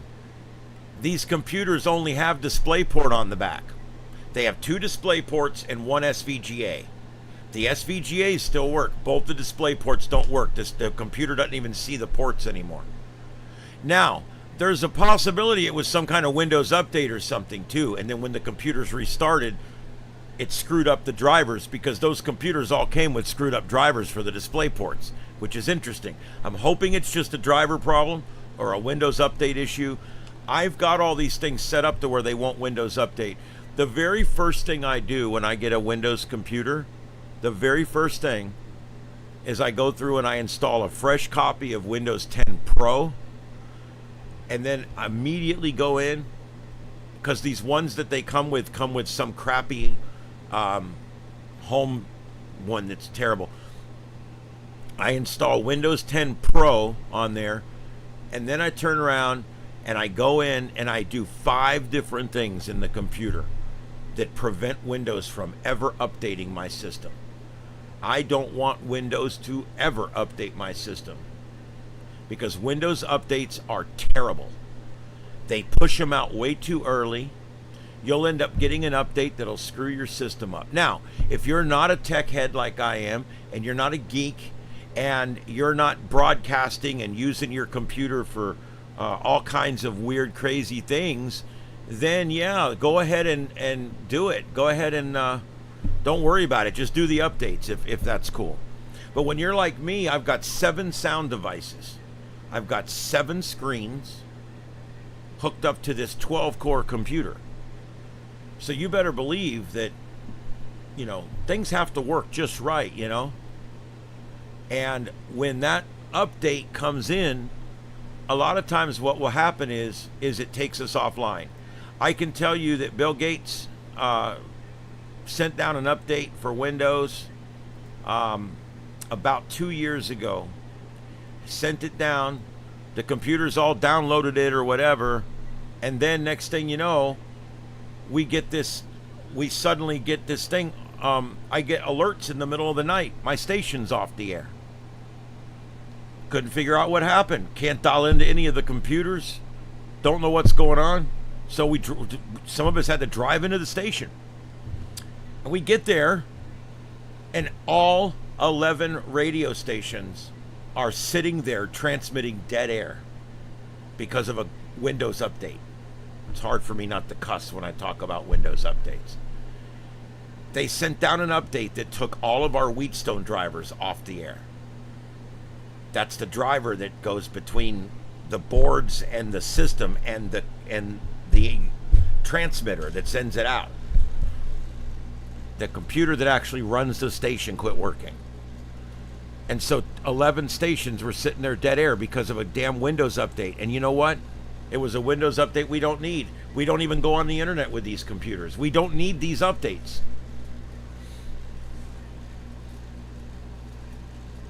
Well, Junior, I got a Linux machine over here, and I have a hard time getting it to do anything because I've been a Windows guy for 20 something years. I started on Windows 1. I then went to Windows 3.1.1 for work groups, and then finally went to Windows 95, which was a disaster. 98, which was good. I could do the whole thing all the way up. I'm a Windows guy. I started with Windows. I had Windows in my first IBM computer that I got. Yeah, and Aquarius, you can disable it in Windows Update, and that works most of the time. They will still get updates around that. I go in and limit the amount of bandwidth they're allowed to use to download. I go in and I limit the amount of space and the amount of computers they can talk to. I limit everything down to one. Literally, I allow it to have 1 bit a day of download. Then I go over and I do the config like you did, but then I also go in, there's 2 or 3 other ways to do it too, where I go in. One of the things I've been doing lately, because it seems to help, is I go into the Microsoft firewall and I use the Microsoft firewall to firewall Microsoft, which is kind of poetic justice in a way. It's almost fun. But I literally use a Bill Gates product to block Bill Gates from getting into my Bill Gates product. That's all I got to say about that. Yeah, Windows sucks, but it's still better than all the other ones. Linux is 10 times better than Windows, but you can't buy anything that runs with it. Nobody builds programs for it. And the ones they have for it, you have to use command lines and stuff. I'm not doing that. I'm too old. Apple, I don't need to tell you guys why not to buy an Apple. It's expensive. Is it good equipment? Yes. Is it good programming? Yeah. It's very proprietary. I joke around with the guys at work. They'll always look at me and they'll go, something's wrong with my iMac or my iPad or whatever. And I don't know how to fix that stuff because I don't work on it. And they come to me all the time. Hey, can you figure out where my icons went? So is that an Apple? Oh, I'm sorry to hear that. I don't touch them. I don't touch them. And I always tell them, if you can find the slot where the money goes in, you'll be okay. That's literally what I tell them, and they freaking hate hearing that. But anyway. Yeah, Microsoft, man. Microsoft. Windows is a good idea. It's a good concept. It's a decent platform. It's been severely bastardized over the years. But 10 is a good program. Now 11, I've heard some bad things about 11. I will not be upgrading. You guys know that every other version of Windows is garbage, right? I mean, you can go all the way back. 1 was good, 2 was bad, 3 was good, 95 was bad, 98 was good. I mean, you could work your way all the way up. Millennial was bad. 7 was good, 8 was bad, 10 was good, 11 is bad. Every major rebuild, every other major rebuild, they issue some in between and stuff, but I'm talking major where they redo the whole thing. Every time they redo the whole thing, every other time it's garbage, and I swear they do that on purpose because they'll roll out the garbage. Like 8, they rolled out 8, everybody hated 8. 8's probably the worst version of Windows that's ever been released. Vista was bad too. They released that thing, and then 2 years later they came out with 10. Like right away they came out with 10. And everybody bought 10 because they wanted out of 8. People like me, I was still running 7 on all my machines. I liked 7. It was okay. 7 was a decent operating system. Yes, I think Windows peaked at XP. You are correct, in my opinion. Junior, I believe that Windows peaked at XP, and it's been a slide ever since. It does keep you buying them. Doesn't keep me buying them. I'll leave that there. I only buy and if I am buying them, I only buy every other one.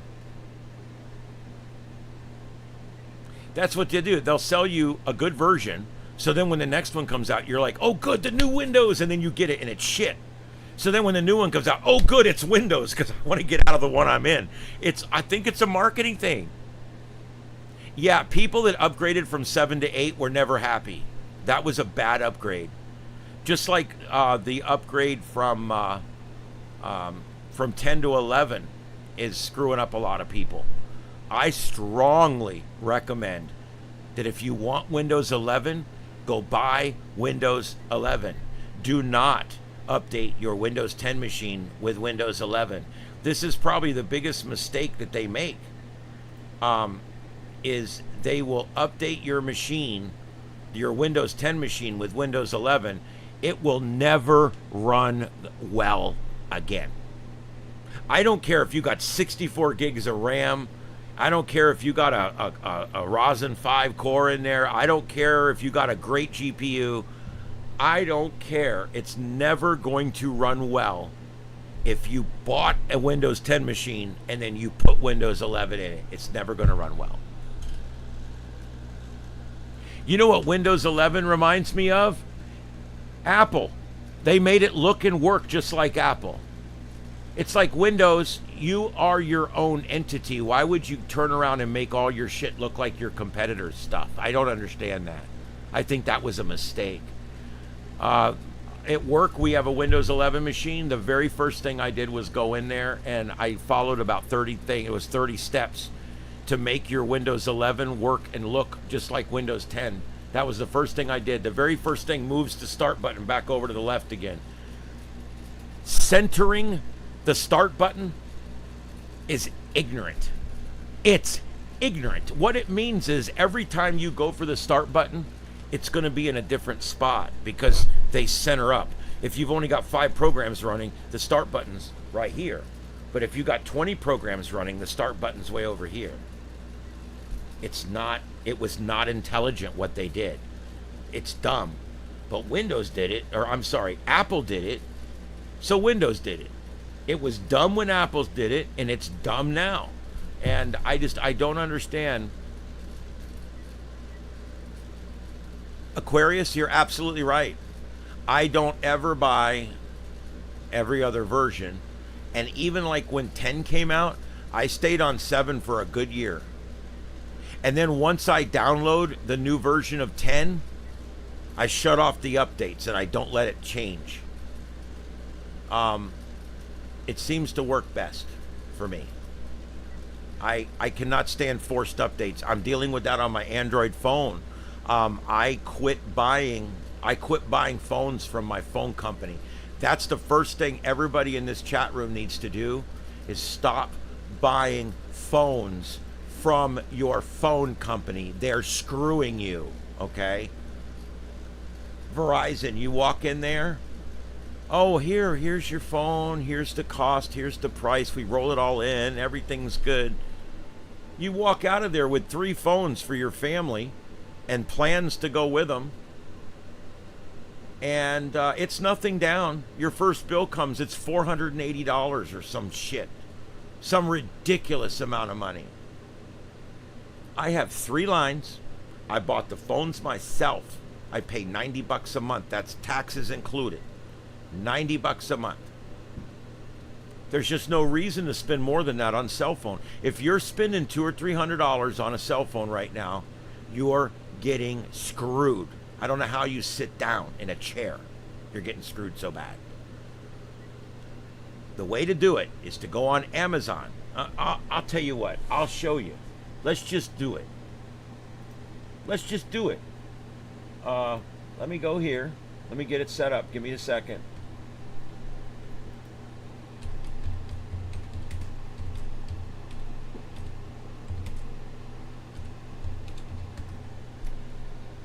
So I personally like Galaxy S10s. That's what I like. Okay. And you can see here. Look at this. This is here we go. This is my Amazon account here. And you can see I can buy a phone here, a reconditioned phone for almost nothing. I mean, $136. I can buy a brand new one here. I don't even think this is reconditioned for $174. Oh no, that's renewed. I've had very good luck with these renewed phones. And this is what I do. I'll go in here and I will sort prices from low to high. And then I'll work my way down and see what I got. See, when I get into the S10s, see, the A12s are a cheaper version. I'm looking for the S10. But anyway, you find the one you want. Now, the S10's a few years old, but it is a premium phone. And as soon as they come out with the 20s or whatever the next one was, this phone suddenly became dirt cheap. So you buy this phone right here or whatever, whichever, find you an S8. These are all still A10s and A12s. But you would find you an S8. There's an S8E, which is the small one. I don't like the small ones. But there's an S8E with 128 gigabyte, unlocked, Prism Blue, renewed, $136.90. This buyer has sold 50 of these in the last month. And he's an Amazon buyer, so you know that he is a quality seller because he's an Amazon seller. Amazon, unlike eBay, vets their sellers. And then if the seller screws up a few times, they get rid of them. eBay is much more tolerant towards sellers that don't ship fast or that ship crap or that don't ship what they're supposed to. eBay will let them ride for a little while. Amazon won't. So that's why I use Amazon for everything, because they have an absolute return policy. So I buy this phone, okay, and then I go on the website for my phone company. Some of them you still have to call. And I just go on the website and I put in my new MEMI number and hit the button. I take the little SIM card out of my one phone. I stick it in the other phone. I close the little door. I power it up. And I have a brand new phone for $136. And because I'm not rolling financing of my phones into my phone bill, which is what a lot of people are doing out there right now, I don't roll my phone bill in. I pay cash for my phone, $135, free delivery, delivered the next day. I get it into my house here. Boom, I switch the cards out. I go on the website. I switch the MEMI number, and I'm done. It's that quick. And that's Joseph does that. There's a bunch of people I know that do that. Get out of that buying shit from your cell phone company. Everybody does it because it's easy. They're charging you for the S20 that just came out. They're charging you for the S20. I think it's almost $2,000. And you can go on here and get them for significantly less. Here you go. Here's the S20 Plus. It's got the 5G U.S. Verizon. Now, it's set up for Verizon, but it's unlocked. It's renewed. $195. So that phone that Verizon was going to give you payments on for $2,000, you can pay cash for under $200 and hook it up and you own it. No insurance. That insurance is a scam. The payments are a scam. You're paying literally 200%, 300% interest on that phone. It's disgusting.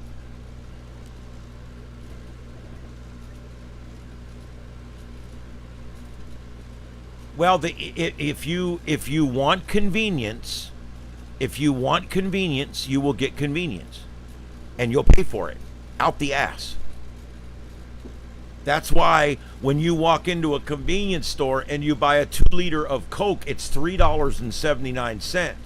When I go in Publix and buy it, it's $2.79. When I go into Winn-Dixie and buy it, it's $1.79. And when I go into Walmart, it's $1.50.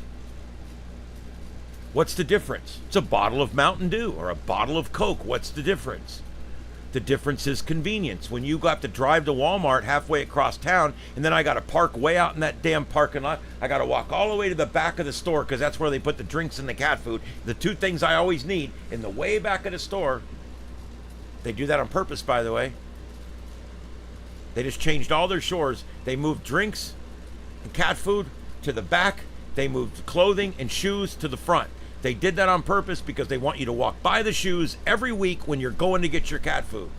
But what that ends up doing is making me walk a lot further. If I wasn't old and in desperate need of exercise, I'd probably be pissed.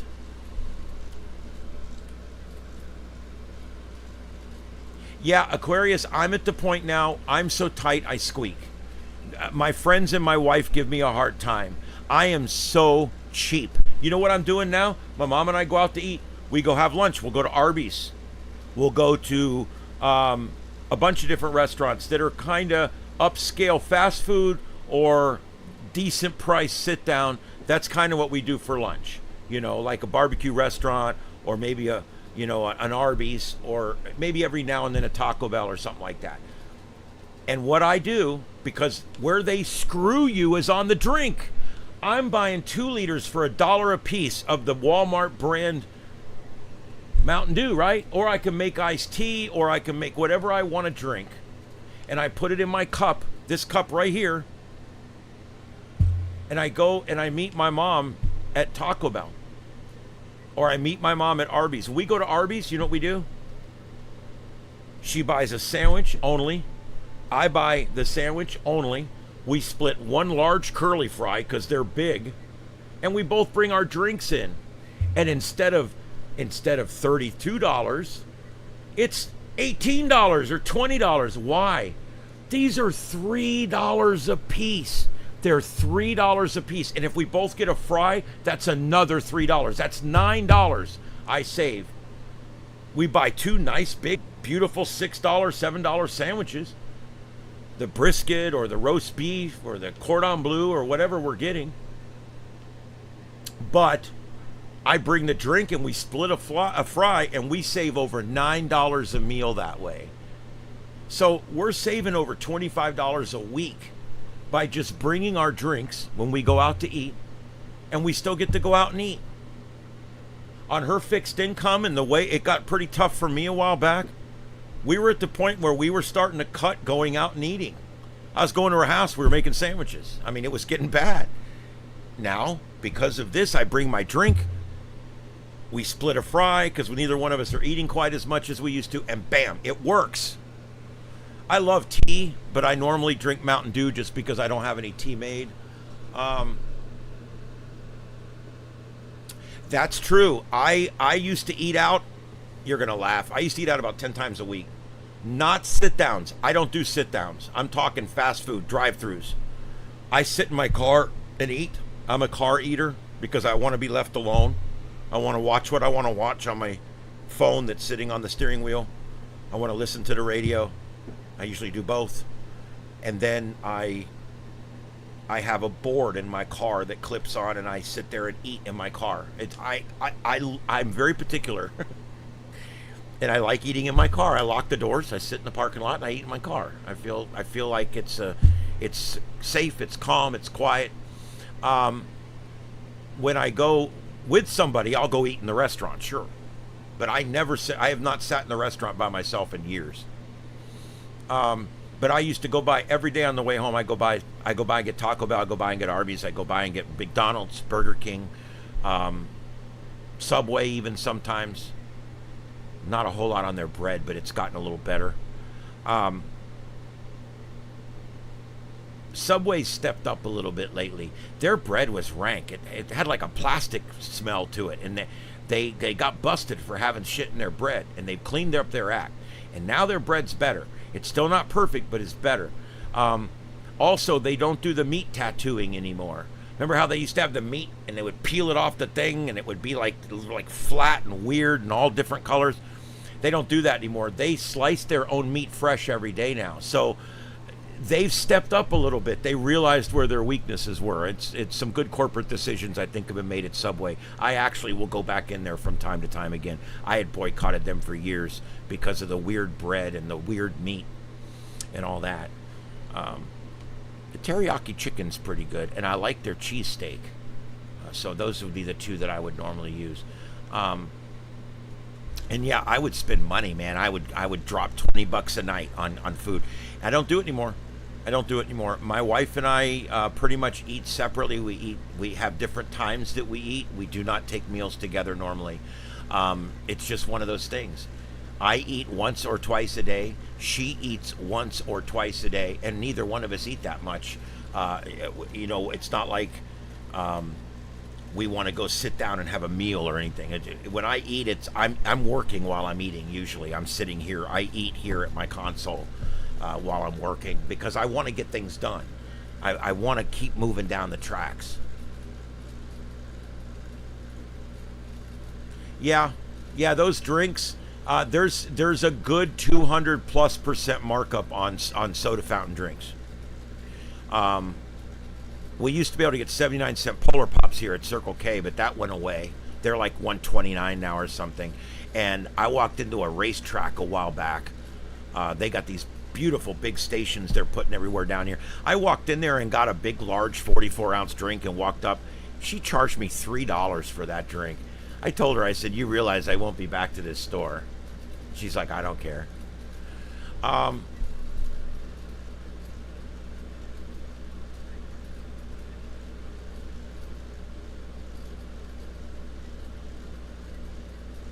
Yeah, the ranch bacon cheese. Yeah, those are good. I like 3 or 4 different subs there, but it's not my favorite food.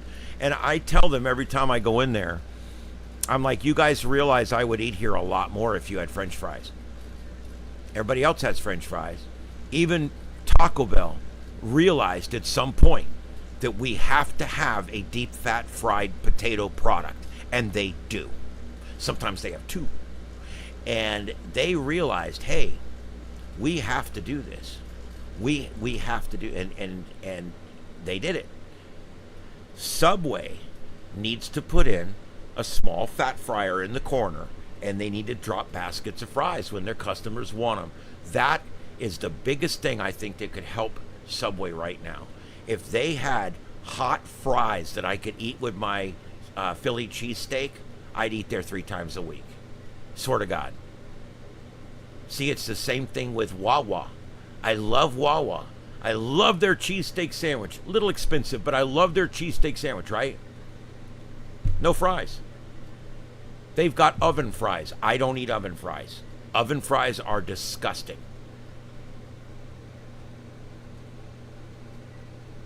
Who adds oatmeal to their meat? God, I hope not. You talking about like the tuna salad or whatever? I always wondered. I don't like mystery things, so I usually get something that I can pretty much tell that's what it is. Let me tell you something. I bought a Fry Daddy. I bought a big Fry Daddy, the big one, right? And it has the basket and the lid and the whole thing. It was really nice. I still have it. And I put that up on the counter and I filled it full of peanut oil, right? Because that's the best oil, right? I'm spending the money and buying the peanut oil, right? I sit it up on the counter. I go to the grocery store. I'm so happy. I'm going to get to eat like I want now. I buy 15 different condiments, every kind of barbecue sauce and sweet and sour sauce and honey mustard sauce, and because I'm a sauce freak. And I bought a bag of chicken tenders, a bag of chicken nuggets, a bag of mozzarella sticks, 3 different kinds of French fries. There was 2 other things I had in there. These Jamaican things that were really good. And what I would do, I'd get home from work and I'd just fill the basket like it's a restaurant and drop it. I'd come home from work and plug the grease in. And then I would go change. I'd come out here. I'd get everything ready. I'd do what I'm doing. I'm doing everything. And then I go back in there. The oil's hot. And I would throw whatever I wanted. My entire dinner was in that basket. And it put me into a gallbladder attack, and I was hospitalized. 6 months. 6 months of eating out of a deep fat fryer, and I had a gallbladder attack and nearly died. So, well, okay, I exaggerated. It wasn't quite that bad. But, so, yeah, I mean, the fried food is one of those things that's in moderation. Now, what I've done recently, and it's working, my weight is stable and actually it has reduced slightly. I'm doing keto. I modified a keto diet for me, and it's working. What I do is I allow myself as much red meat as I want. Absolutely as much red meat as I want. Hamburgers, whatever, processed, unprocessed, fresh, frozen, I don't care. Angus, not Angus, I don't care. I'm allowed as much red meat and chicken as I want, period. I don't do a lot of bacon. I'm kind of staying away from the bacon and the ham and stuff like that. It's really processed up. I'm trying to stay a little bit I don't do pork just because it doesn't settle. So pretty much it's as much beef or chicken if I want chicken, because you can always substitute chicken because that's good for you, a lot better for you. But you have beef as much as I want. And then I'm not allowed to eat pasta. That's the thing. If I'm going to have as much meat as I want, no starch. That's the deal. And I made this deal with myself. Now, every now and then, about twice a week, I have a little bowl of noodles or something. It's not complete abstinence, but I cut out most of the carbohydrates. That's where the big deal was. And I eat as much red meat as I want. And now, to fill the plate, I allow myself as much vegetables as I want. Corn, green beans, peas. I love all those. I love broccoli. Oh my God. Those $1.19 bags of steam in the bag frozen broccoli, great value from Walmart. I buy 10 a week. I have broccoli all the time. I used to put cheese all over it. I've cut the cheese completely out. Now it's because the cheese was upset me. I'm a little intolerant lactose wise. So I just cut the cheese completely out. I cut the butter. I used to use margarine. I was using margarine. You know what I switched to about 10 years ago? Brummel and Brown butter. It's made from 100% yogurt. I don't even like yogurt. This stuff tastes more like butter than butter does. I love the taste of Brummel and Brown. I put a big helping scoop of Brummel and Brown on that broccoli with a little bit of Everglades seasoning. Boom, done. And I eat that with 2 hamburgers or whatever fresh or frozen red meat I wanted to eat. I buy these little sirloin sizzlers. I buy these. I even bought these round steak, these real thinly sliced round steaks a while back. They were really good. I buy those Bubba burgers. I buy the big rolls of Walmart frozen burgers. My freezer's full of vegetables and beef. It's all my freezer is vegetables and beef. But it's working for me. I feel healthier. I do. I feel better than when I go and I'm constantly eating all the different, fried foods. When I'm really honest with myself, I don't feel good. It makes me feel bad. And it's taken me a long time to be honest with myself because I didn't care how bad I felt. I wanted to eat what I wanted to eat, right? I mean, that's all I cared about. That kind of catches up to you after a while, Ooh, Brandon, buddy, yes, please do. Please do. Oh boy. Well, at least that's manageable. It's manageable. You just got to stay on that shit so you can keep you around for a while. I know. I eat a whole bag of that steamed broccoli myself. They're like, there's 4 servings in here. I'm like, your ass. There's 1 serving in there. Oh God.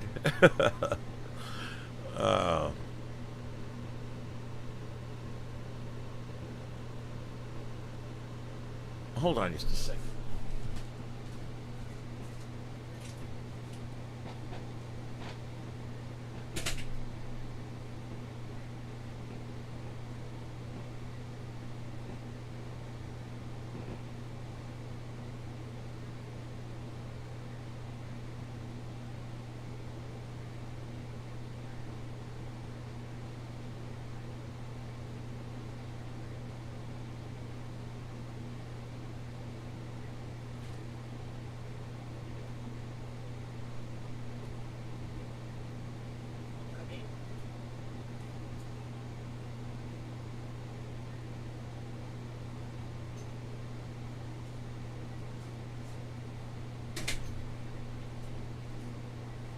I heard something out there and I wasn't sure what it was. Hi, Mama Katie. First thing the cat does is show you their ass. That's the first thing a cat does because you're supposed to smell it, but I don't. Anyway, why don't you turn around and face this way with your snotty nose. This is my little kitty. She lived across the street. She was a stray. She was wild. And she was completely feral when she started coming over here. Completely feral, this cat. And she wouldn't let nobody touch her or nothing. And then she had a litter. And 3 of them survived. And she brought those 3 babies in and put them in our house. She came in our house because we have a cat door. She came in our house, which she never did. And she brought those babies and brought them into us. And she put them right there where we knew where they were. And we started helping her right away because we do this, Unfortunately, they're all gone now. All three of hers. One of them died almost immediately, and the other two died later on. So it was a little tragic, but she's not from a good gene pool. Let me just put it that way. These cats are all inbred in here and everything else. But once she saw us pick up her babies and start taking care of them and helping her with them and giving her food all the time, this is what happened. She loves me now. I'm her boy. I mean, she just absolutely loves me because I helped her with them babies. That's all it took to turn this feral cat. And look at her. She'll just sit there and love on my face as long as I'll let her do it. She's a great kitty. Her name is Mama Bleep. And we call her that because her tongue's always hanging out. Nearly always. Is it hanging out? Nope, not right now, but it will. Before we're done, it'll hang out. She's such a good little girl. Sweet little kitty. But it's proof that even some feral ass animal that, wanders up, you can show that animal, that soul in that animal, that you are a good soul. And just look at this. I mean, that was years ago, by the way. That was like 3 or 4 years ago. And she's kind of my number one kitty right now. She's always wanting to be around me, wanting to do things. We have a gray tabby in the bedroom. He is absolutely beautiful. And we've got 2 other grays in there too. They're still a little, they're about a year and a half old now, but we still don't let them out. We keep our cats indoors until they're at least 3. Then we slowly start letting them out during the day, and we bring them in at night. And we do that for about a year. And after that, then we will finally let them out, because although this is kind of rural-ish, there's still a pretty fast road out here, and we have lost 2 cats on that road in 14 years. Ones we took in, it is what it is. I can't keep them all inside. I would need 9 litter boxes. Yeah, look at her. She will just continue to love on me the whole time I'm sitting here. This cat just loves me. And like I said, this cat was completely feral. Completely. As long as I hold her, we call this the goat. She'll normally let me hold her for a long time like that. I can walk around the yard with her. Right, Mama Katie? Oh, she's bleeping now. Can you see her bleeping? I don't know if you can see that or not. Probably not. But her tongue's hanging out. Her tongue's always hanging out. I don't know what it is. I think what it is, God made her tongue too long. I think that's what it is. Yeah, I mean, here's the thing. If I had a huge house and a big piece of land, I mean, it would be perfect, but I don't. I've got a modest size house and I've got a normal size piece of land, and so I have to be careful. And so what we do when we take them in and we bottle feed them and we hand raise them, we won't let them anywhere near a road for like 3+ years. It's crazy, but that's the only way I can keep them safe. Once they're 3 or 4 years old, now we fix them at 6 months or 8 months, whatever it is. But once they've been fixed, neutered, spayed for a couple years, and then you slowly acclimate them to going outside during the day and stuff like that, you can generally get away with it without them getting killed on the road. But there's an effort involved. You can't just say, okay, they're old enough now, let them out, because they'll be dead. One of hers was killed on the road out there, and we thought we kept them in long enough. We kept them in for a couple of years, 1.5 years or something, and we were letting them out during the day to start acclimating them, and one of them went out on the road, and we ended up putting him down. His injuries were too bad. Sad, sad, sad. Yep. Well, indoors the best. Although there's something to be said for taking your cat out every now and then, giving him some sun. Of course, a window is great too, but we leash train. I've got 2 in there that are leash trained. The 2 boys, we leash trained them, and they go on vacation with us up to the cabin, and we walk them all around the mountains up there with leashes on. I know it's crazy, but it works. It's funny though, because when a cat's done walking, he just lays down and you drag him. It's kind of funny. You'll look back, you'll be walking along, and all of a sudden it's like, what's this tension? You turn back, and he's literally like this, just being drugged by the thing. I'm like, what are you doing? Walk. What are you doing? Crazy ass. Yeah, that's the other thing. The further away from the city you get, the more dangerous it becomes in that respect because of the wild animals. Hawks, eagles, are bad with smaller cats, and then even like with bigger cats, believe it or not, alligators down here get cats from time to time. We get an alligator that takes one of them little kick dogs right off the bank at least once a year, and they're usually being walked by an older person down here, and this gator will come up out of the water, grab that dog, and run it back into the water and be gone before you can even know what hit you. And we've had a couple of these older folks that go in after him, and that usually doesn't happen well. Man, they are still shooting them off outside. Holy crap.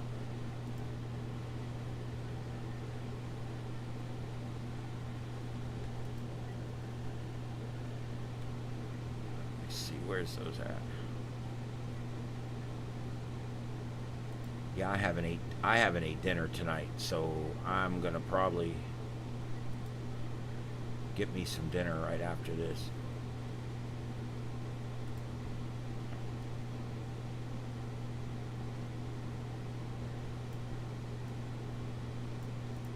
Let's see if I can just move this over here.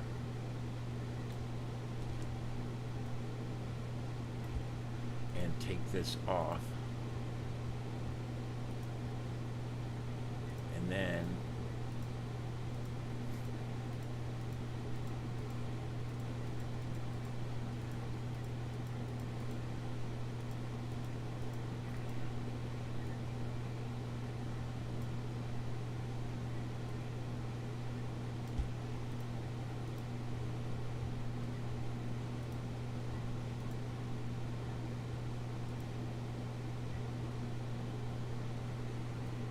all right, guys, for the remainder here, for the next little while till I sign off, it's coming up on midnight here. I'm going to sign off here before too much longer.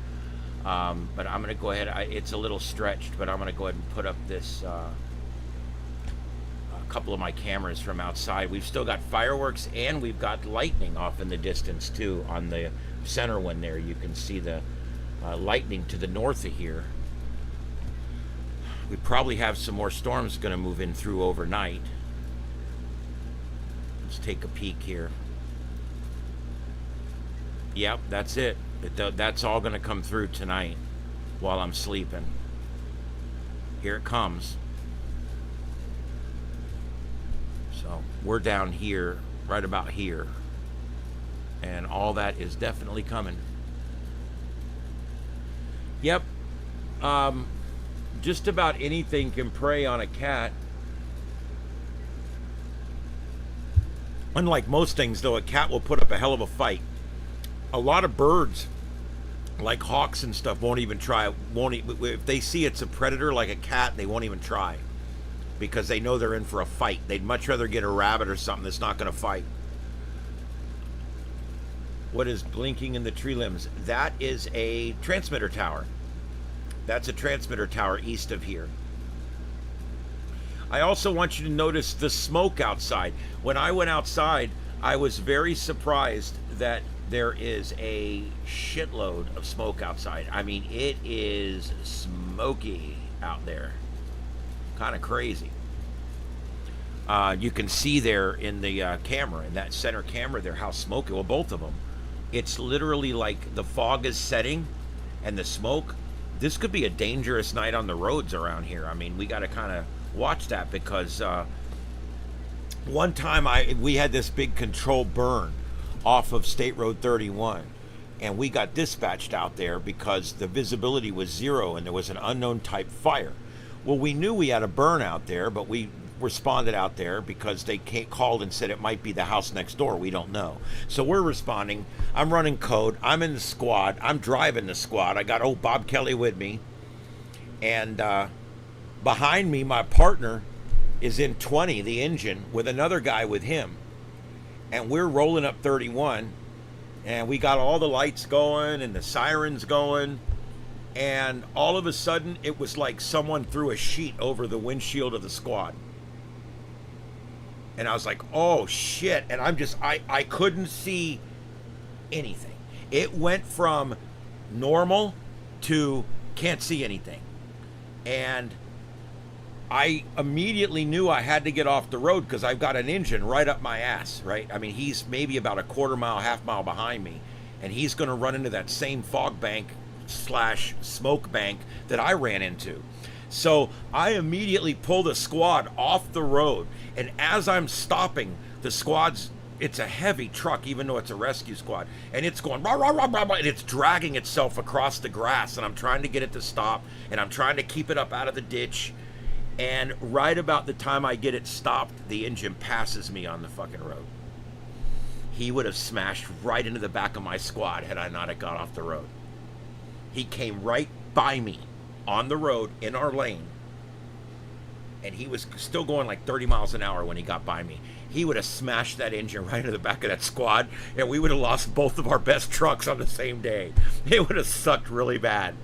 But that was the worst fog I'd ever seen in my life. It was so bad that they closed down State Road 31 for 6 hours. What had happened was the fog had set. And as you know, fog forms normally, there's two kinds of fog, ground fog and air fog. Air fog forms up here and it comes down. That's what happened that night, except Nick, this guy, had this big burn going, right? And all this smoke is coming up. And as this layer, this thermal layer created this boundary, the smoke would go up and it would cool and it would stay right along that boundary. And then as the night went on and the temperatures dropped and the air condensed, everything started coming down, and it brought every bit of that smoke down with it, and the water and the smoke mixed, and it created an opaque view out your window. You couldn't see anything out your window. And it was so foggy that when the chief was leaving 3 hours later, he backed into a cop car. Literally, he was just backing up and he hit a cop car because he couldn't see it. They even put in the report that it was impossible to see the car, and they showed nobody at fault because it was like, okay, it was crazy time out there. I was standing 20 feet in front of my truck in pitch black. Pitch black. I got all my red lights on. I got clear seal beam bulbs spinning and the big twin sonic on the top, and I got all these bright lights in the grill and flashing headlights going and everything else. I walked 20 feet in front of the truck, black. But I can still hear it running. I can hear the guys talking. I can hear the radio. But just 20 feet away, it was completely opaque. And the reason is because so much smoke and so much moisture all got trapped in the same place at the same time, and it got brought in and condensed and condensed and condensed and condensed, and before long it's so thick you can't see through it anymore. Literally walking was difficult. When you're standing up and you shine your flashlight at the ground, all you see is white. You don't see the ground because everything illuminates from the flashlight. It was crazy. You almost needed like flashlights on your shoes or something. I don't know. It was nuts. I've never seen anything like it. And to this day, I'm mid-50s now. I've never seen anything like that. That was the only time I've ever seen visibility below zero. All right.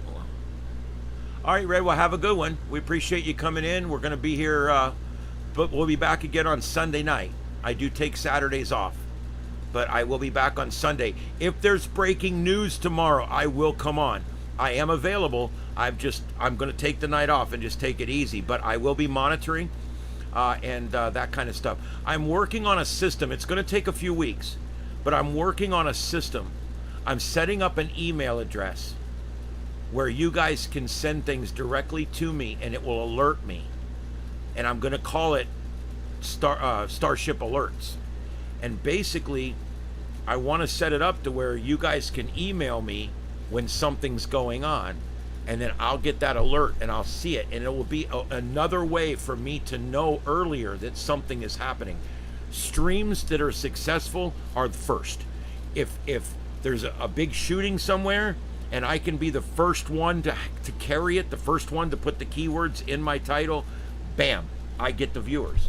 That's the way it works on YouTube. And so I want to set up a way to where you guys will have, it's going to be like alerts. It'll be like Starship alerts at gmail.com. And then you just, when you send something there, it'll literally alert my phone. And while I'm in the show, it'll actually alert me on the screen so that I can see it immediately. And you can let me know if something's wrong with my audio or something you want to tell me that you don't want everybody in the chat room to see. Anything like that, you'll be able to send it to that. So I'm working on that. Should be pretty straightforward. That smoke is getting thicker outside, guys. Wow. And I'm still seeing fireworks and lightning out there. Looks like the protest's wrapping up. We've got one that shows a few people standing around and the other guy's on the way home. So I think the protests in LA are closing up. It is 7:47 there now, which puts it to where it's pitch black there. It's complete darkness now. And like I said, if the anarchists don't show up and the protesters go home, it's over. That's the way it's supposed to work in the real world. Yeah, Red, I think it's a good idea. I'm going to try it, and we'll see if you guys, if enough people use it, then obviously it'll be worth maintaining. I'm also thinking about doing some kind of alert thing that I can put out alerts on too. And I don't know if it's all going to be related somehow. I'm really working on a way to do this. I don't want to use like a Twitter account or a Snapchat, or I really don't want to get into any of that. I really want to stay here on YouTube, and I just want to have a direct way that you guys can communicate with me privately. So I think we're definitely going to do a separate email for that, that will just be for my viewers, and it will be something that will alert me right away, and it'll be something I never use for anything else, so it won't have any other emails coming in except you guys. That's it. It'll be a separate email address.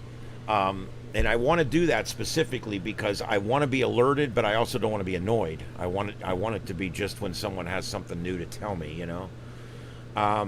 But yeah, I'm definitely working on that. And then eventually, I don't know if you guys know it, or I don't know how you can see it or whatever, but I do put out community posts every day. I put out space weather updates. I put out broadcast updates. I put out ham radio updates. I put out regular weather updates. I do a lot of different things there. So I'm hoping that people see that. I'm hoping it comes, like when you subscribe, it should come up in your feed. You know, my little shorts should come up in your feed, and my posts should come up in your feed if you're subscribed. I hope that works. But, well, thanks, Nikki. I appreciate that. And, yeah, I try pretty hard here. I'm a bit fanatical, and I do things for a very long time, and I try really hard. So hopefully this will be successful. We're doing pretty good. I started this channel 5 years ago. I have 16,800 on the subscribers, 16,800. It takes a long time. If you get that silver plaque in under 8 years, under 7 years, you are obviously much better at this than the average bear. Or you have a niche. Some people have a niche. Other people that make it big in YouTube, they have something big somewhere else already, and they bring it to YouTube, and next thing you know, they got the silver plaque. Well, they already had 100,000 interested people before they even came to YouTube. So you got a lot of those people. You got a lot of people that are organic like me. I started here organically. I haven't done any of the fake stuff. I've never bought a subscriber. I've never used any of these services that you can use. I've done everything I've done here. I've done organically. I've done it by producing television. That's what I do.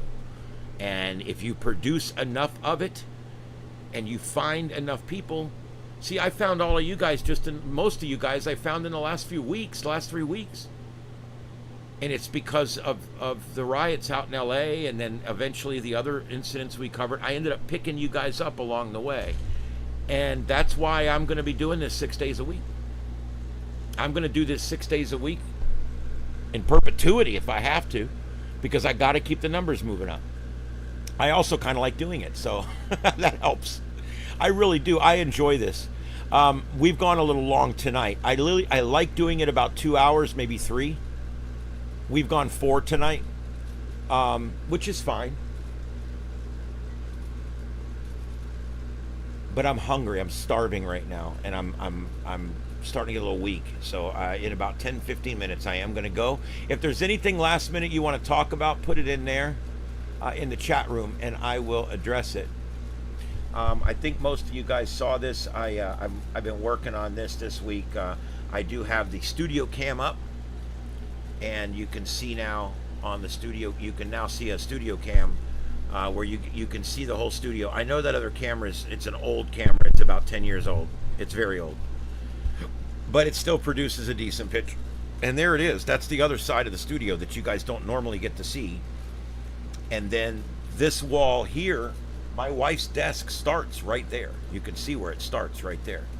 And the door ends right there. So there's only just a door between the one shot and the other shot. It's counter, except for right where the door is. I did that on purpose. I built all this myself. Joseph helped me. But yeah, I built all this because I wanted it to be the way I wanted it. You know, everybody wants to build counters a certain depth. They want to build counters a certain height. They want to build this. I wanted everything the way I wanted it. These counters are specific height. I went to 5 different places where I've worked before and currently work, and I measured the countertop. I went over and measured the countertop at 5 different workstations just at my work. I looked up online and did research as to what height is best, and I came up with this height exactly. Underneath, there is no cabinets or anything underneath. We've got a few like plastic ones that go under there that we can store stuff in, but for the most part, there's no cabinets built in. Your knees can go underneath all the way, and I got diagonal pieces that go up underneath, so the table is held up. It's cantilevered. It's basically got diagonals that hold it up like that. So you can run your leg all the way down and around the whole console, all the way around, and you won't bump your knees on nothing. I did that on purpose because when Joseph and Noah and my wife are not here, and it's just me, like right now, if I'm busy and working, I will move their 2 chairs over in front of the door, and I'll slide. I just do the electric slide. I put this one microphone stand away right here. I'll take that and move it over by the door and unplug it. And then I now have the run of this whole place with my chair. And it allows me to go and set up different things. That's the Chicago computer over there. And that's the Chicago scanners you see up on that big screen. The 332s that you see over here, they have on the... that's Los Angeles over there. And then over here, the green one that you see behind me here, that's Baltimore. And this computer over here that you see, this one right here, is Philadelphia. And then up there, those 2 screens you see up there, that's the Frog Cam. And then, of course, this is my setup. And then we still have 2 more computers over there that we're currently not broadcasting on. So we technically have the ability to go 8 streams, if warranted. If we needed to, we could go 8 streams here in the studio. I've never heard of anybody that has that capability. So, Junior, you found me through the 7.2. The 7.2 will be back. It'll be back. It's going to come back. I'm just using that computer now for this little project I'm working on. But we have every intention of putting the 7.2 back up. I mostly keep the 7.2 up because it pisses off the old curmudgeons. So, but I'm glad you found us through the 7.2. And for those of you who don't know what 7.2 is, it's kind of like the CB channel on ham radio. If you want to go on ham radio and just troll people and make noises and stuff, that's where you go.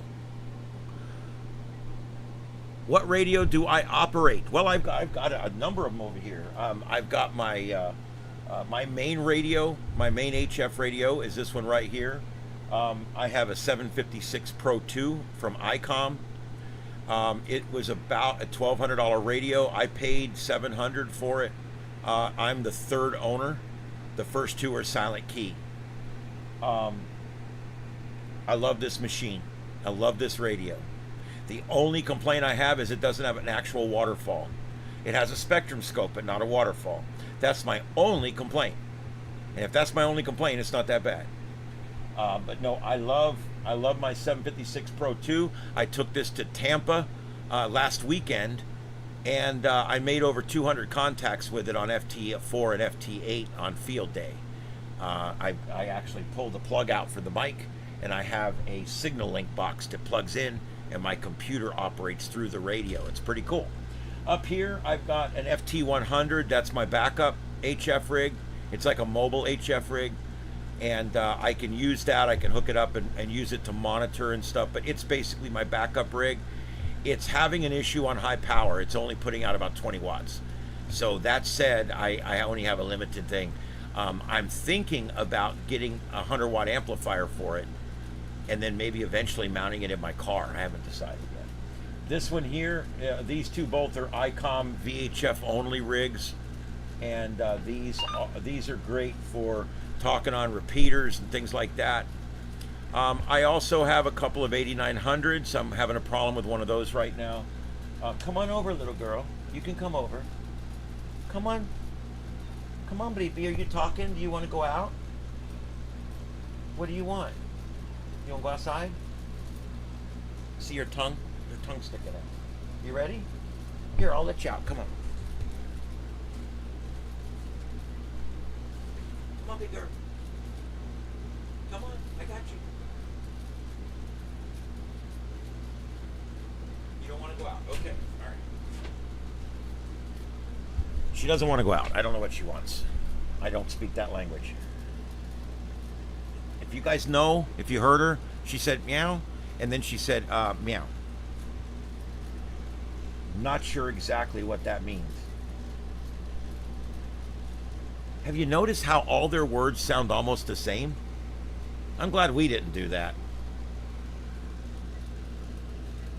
Oh, the 7200, man, that's like an industry standard radio right there, boy. That's the thing. I know more people with 7200s than any other radio. Yeah. What else do I have here? I have an HF, a Kenwood, the 440 style HF receiver down here, which is nice. I also have a another Kenwood 440 over there that belongs to Joseph. That's hooked up doing 2-meter sideband FT8, and that's hooked up over on the rack over there. You can actually see on the rack over there, I don't know if you guys noticed that, but when you when I put this other view on, it's hard to see because everything's turned off pretty much, but over on the rack to the far right, that's a repeater up there. I actually have several repeaters that we're working on right now. That's a 100-watt VHF repeater that I bought off the local club. But that's a rack up there that we put all kinds of different stuff in, and then the nodes and all the stuff are up on that shelf up there, so they're out of the way. And then if you guys can see, notice the lights under the console over here. See how there's lights on underneath the console over here? That's my Broadcastify feeds. I have 4 mobile radios under there. I have 2 I think they're Yaesu M2500s mil-specs, VHF only.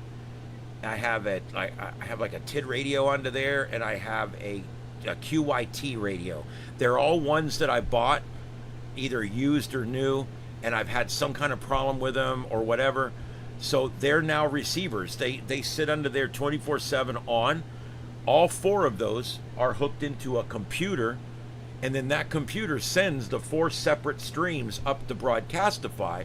So if you look at Lee County, you'll see there's about 9 feeds in Lee County, and I provide 4 of them. And 2 of my feeds are statewide. The NI4CE covers about half the state, And the SARnet covers the whole state. So anywhere in Florida, if you go look at the scanners in Florida, you'll see SARnet. That's me. I put that out. I send that out myself. It's actually down because of that lightning strike earlier. I'm going to have that up tomorrow morning.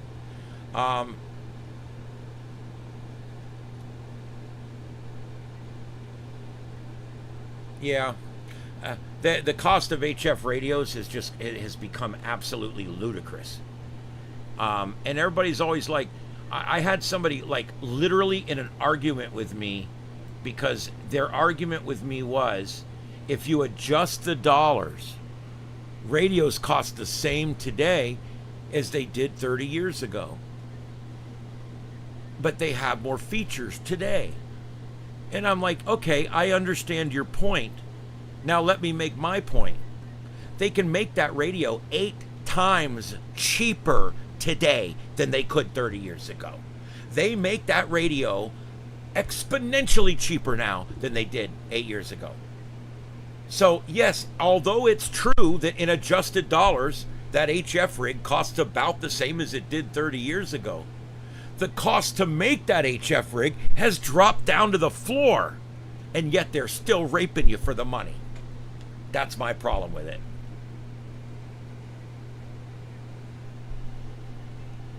They're going to continue to charge that money until the Chinese fix it.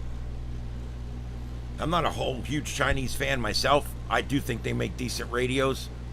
Matter of fact, I've had really good luck with Chinese radios. And all I hear is people bitching about how they're all garbage. No, they're not. Let me tell you something. You know what's going to end up fixing this HF problem? I'm going to tell you exactly what's going to fix this HF problem.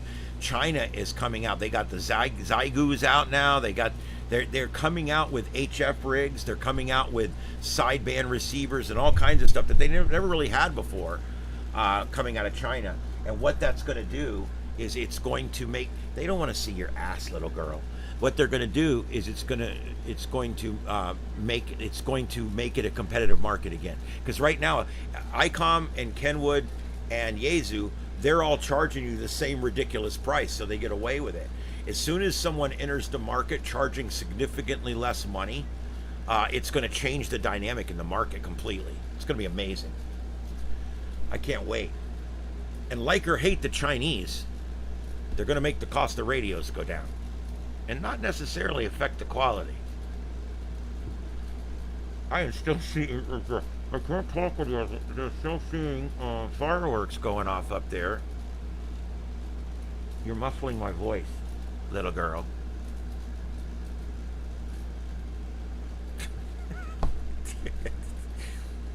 Yes, I love you. Did you notice that?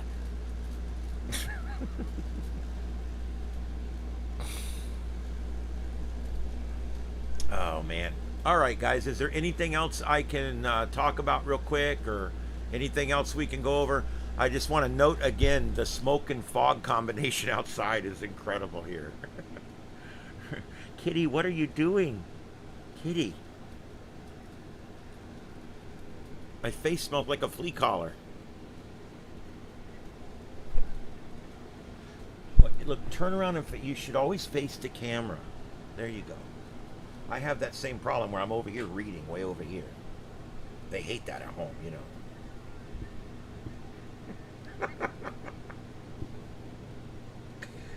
Oh, God.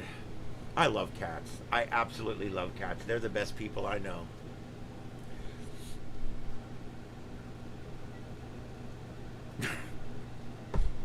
All right, anyway, is there anything else? All right, thanks, Ding Ding. Thanks for all the work you do for us tonight. Thanks for all the support. I really appreciate it. And everybody else, I think Brandon's already said goodnight, and a couple others. I think Red said goodnight, and I know Aquarius, I think, said goodnight. But Junior, I think you're getting ready to go. Everybody, have a good one out there. I'm going to go ahead and sign off. It's been fun tonight. We're down to one shirtless guy and another guy with a bullhorn in Los Angeles. That's about what we're down to. See, these could be your anarchists here, though. Yeah, anyway. All right, guys, if anything happens, let me know. You guys have my email address. You know, feel free to send me emails. I do see them. I don't necessarily respond to every one. Just rest assured, I read every one of them, and then I respond if I need to. I'll try to respond. I need to respond to every one of them. I try to do that in comments too, but it's a lot easier said than done. I had 100 comments in about 36 hours. I had to go through and answer them all. When I was doing that coverage out of the LA riots, I had, I think, 700 or 800 comments come in 3 nights. And I went through and I hit every one of them. I read every one of them. I answered 2/3 of them. I try. All right, guys. Have a good night, everybody out there. From Starship Studios, live on Independence Day from Southwest Florida, where the fog and the smoke are setting heavy outside. My name's Ian. This is Starship Adventures, and I hope to see you next time down the log, or maybe on the next adventure, or perhaps Sunday night on our next show. This is the Sights and Sounds of Earth. We'll see you next time. Have a good night, everybody. 7 3s.